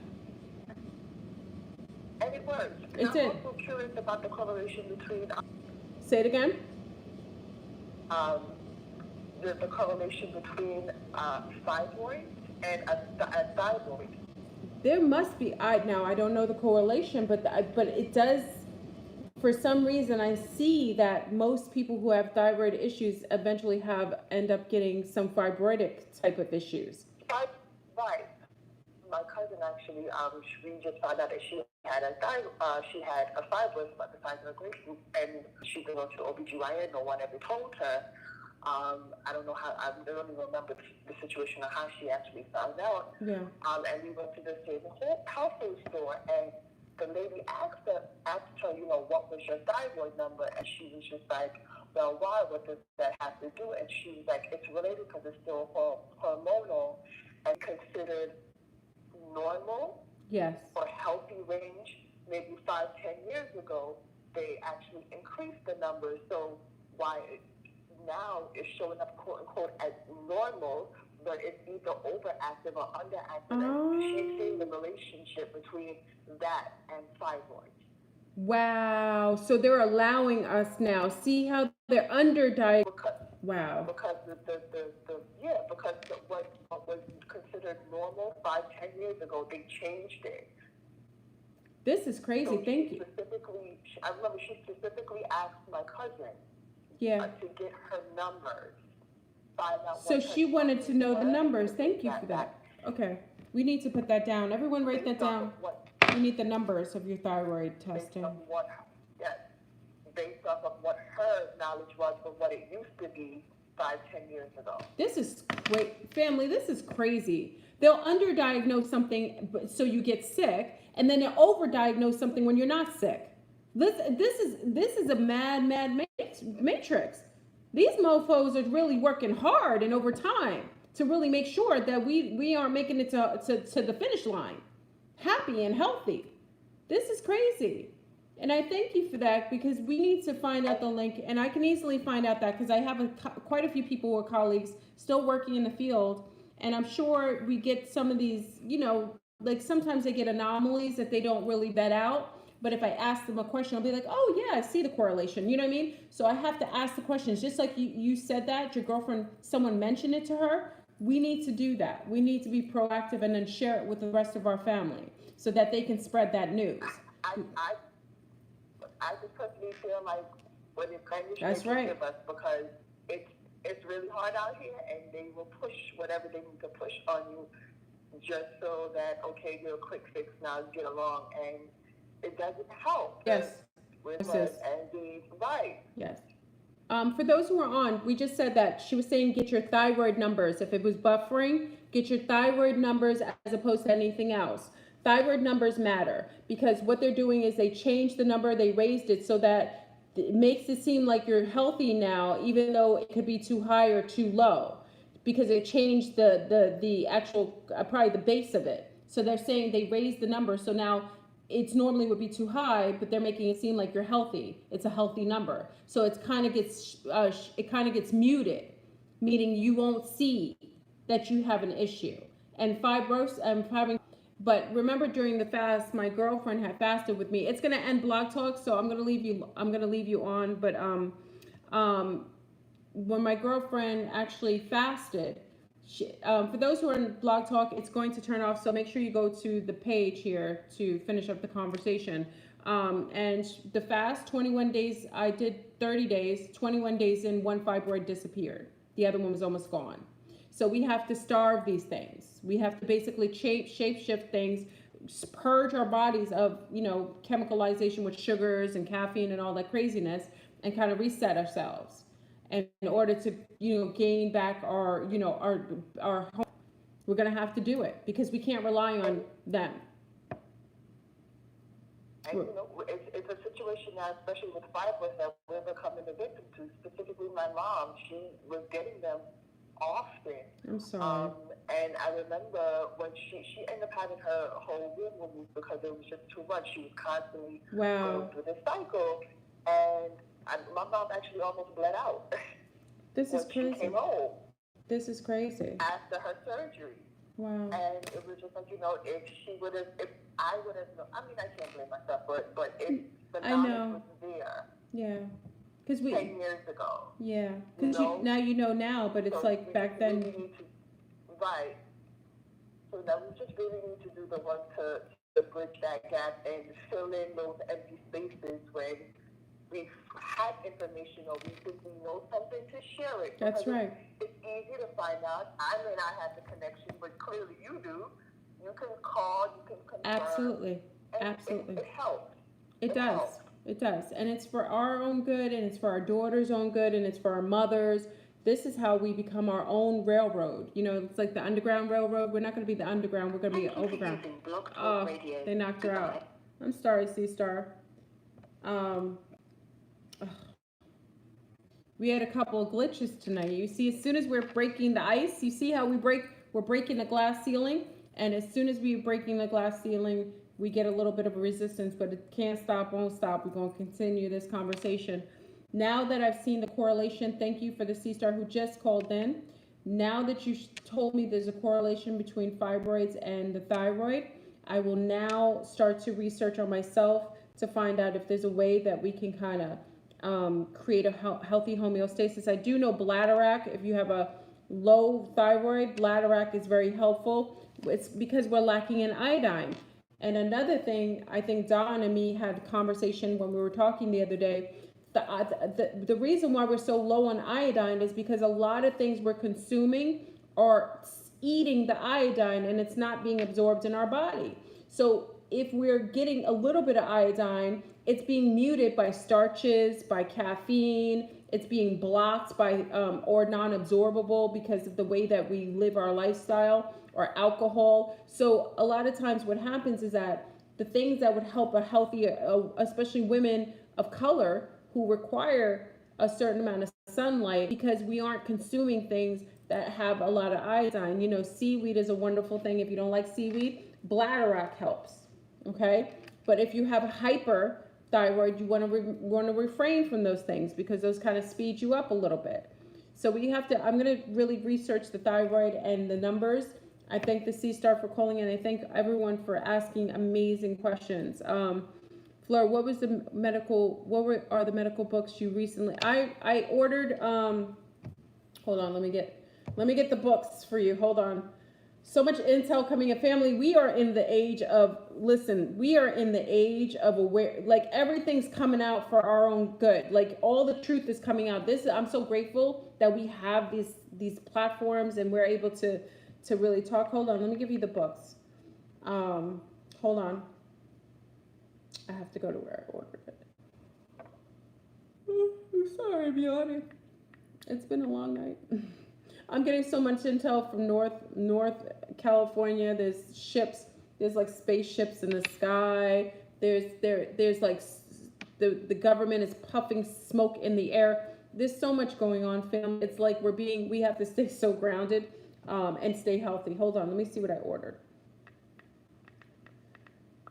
And I'm so grateful again for the Sea Star calling in, because my little one, I clear up an aspect of her skin, and I just think it's an overwhelming of I think it's candida and fungus. I think that's what it is. Okay, hold on, I'll give you the book in a minute. So did everyone find the show? Should we bring Don on, Dr. Don on again? Did you guys appreciate him coming on? He has even more intel than that. If you like him, we'll bring him on maybe once on Patreon and Cypher, so that we can ask questions here. I think it's more personable. I think we can get so much more if we do it this way. Let me see, where's the books? Orders. You see how much stuff I ordered. Yeah, I was in awe on certain things, and it's really going to change aspects.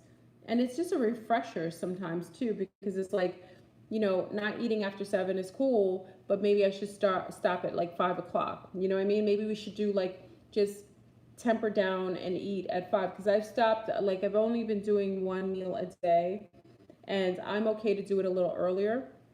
And even my skin cleared up from doing that, and my feet stopped hurting.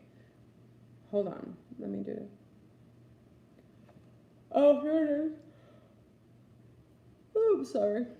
Okay, so I have intermittent fast work. It does. It really does. Hold on. Come on. Okay, so it's called wait, hold on, family. You know when it doesn't let you open this? Because it has it like this. Hold on. It's called Antifungal Therapy, but it's one of 2 books. I'm trying to open it up. Hold on. Here we go. Why won't it show me it?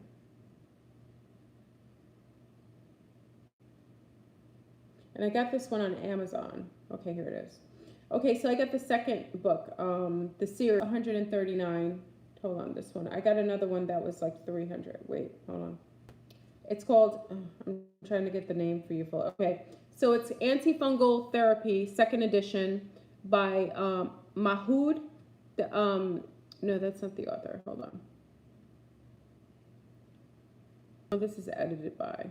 It's by CRC Press. I don't know who actually wrote it. I guess it's a book of a lot of researchers who came together. So John Perfect. Listen to the name John Perfect.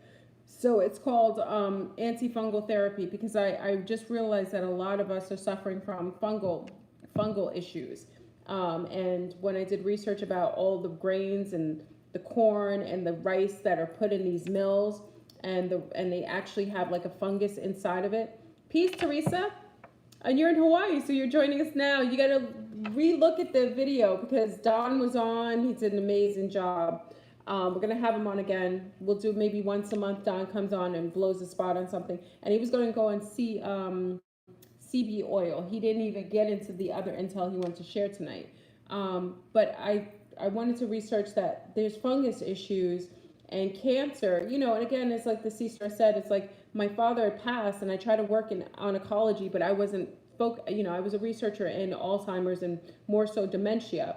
And I remember going into oncology when my father first got sick, but he had a fungus issue, and I know that they diagnosed him incorrectly. And the fact of the matter is, we need to start being proactive.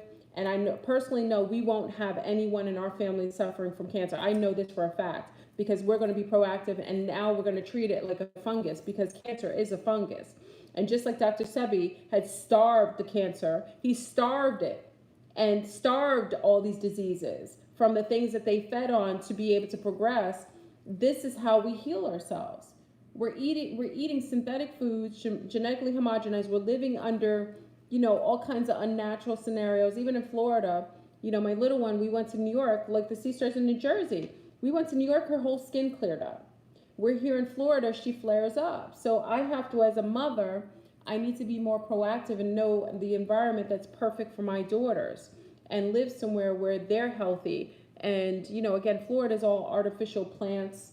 They're always spraying. That's why it looks so pretty, because it's artificial. And that takes a number on, our younger ones. So we're the first physicians. We're the first doctors.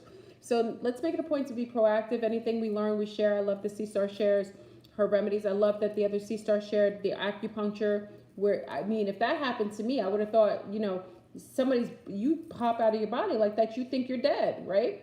I love that she shared the acupuncture. This is the things we have to do, and this is part of the sisterhood and the matriarchy coming back online.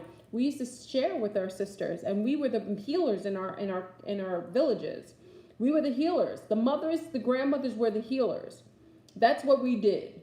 Now you see all these other doctors that, mostly males that are in this field. That's how we healed our tribes. We knew intrinsically how to do this. We're going back to that. That's why we're getting this intel again. And I'm so appreciative and grateful. And let's be the change we want to see in the world. Let's step it up. Let's do what we have to do for ourselves and then for our extended family, and then, a little further extended. So, we won't be a slave to others anymore if we are empowered within ourselves.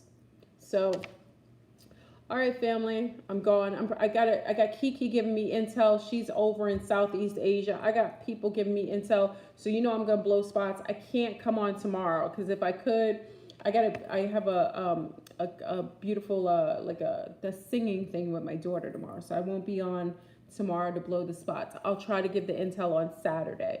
A lot's going on in California. I want any of our California family to be very safe, stay grounded, stay empowered, and take pictures. Okay, you're all good in the hood, and just make sure you do so, and I will definitely come to you. So thank you everyone for joining Aquarius Rising, the Ninth Gate. This was an amazing evening, so proactive. I love this personal space. Sometimes on Patreon you won't see me as often, but when we come to this space, I'm grateful for this space. So grateful. So thank you, Kenesha, Joy is in the house. We have Nye, we have Toy, Teresa's in the house. We have Radioactive. We have D. Who else? Who else is here? Oh, this is us holding it down. I love it. This was us. This was only us. This is beautiful. Okay.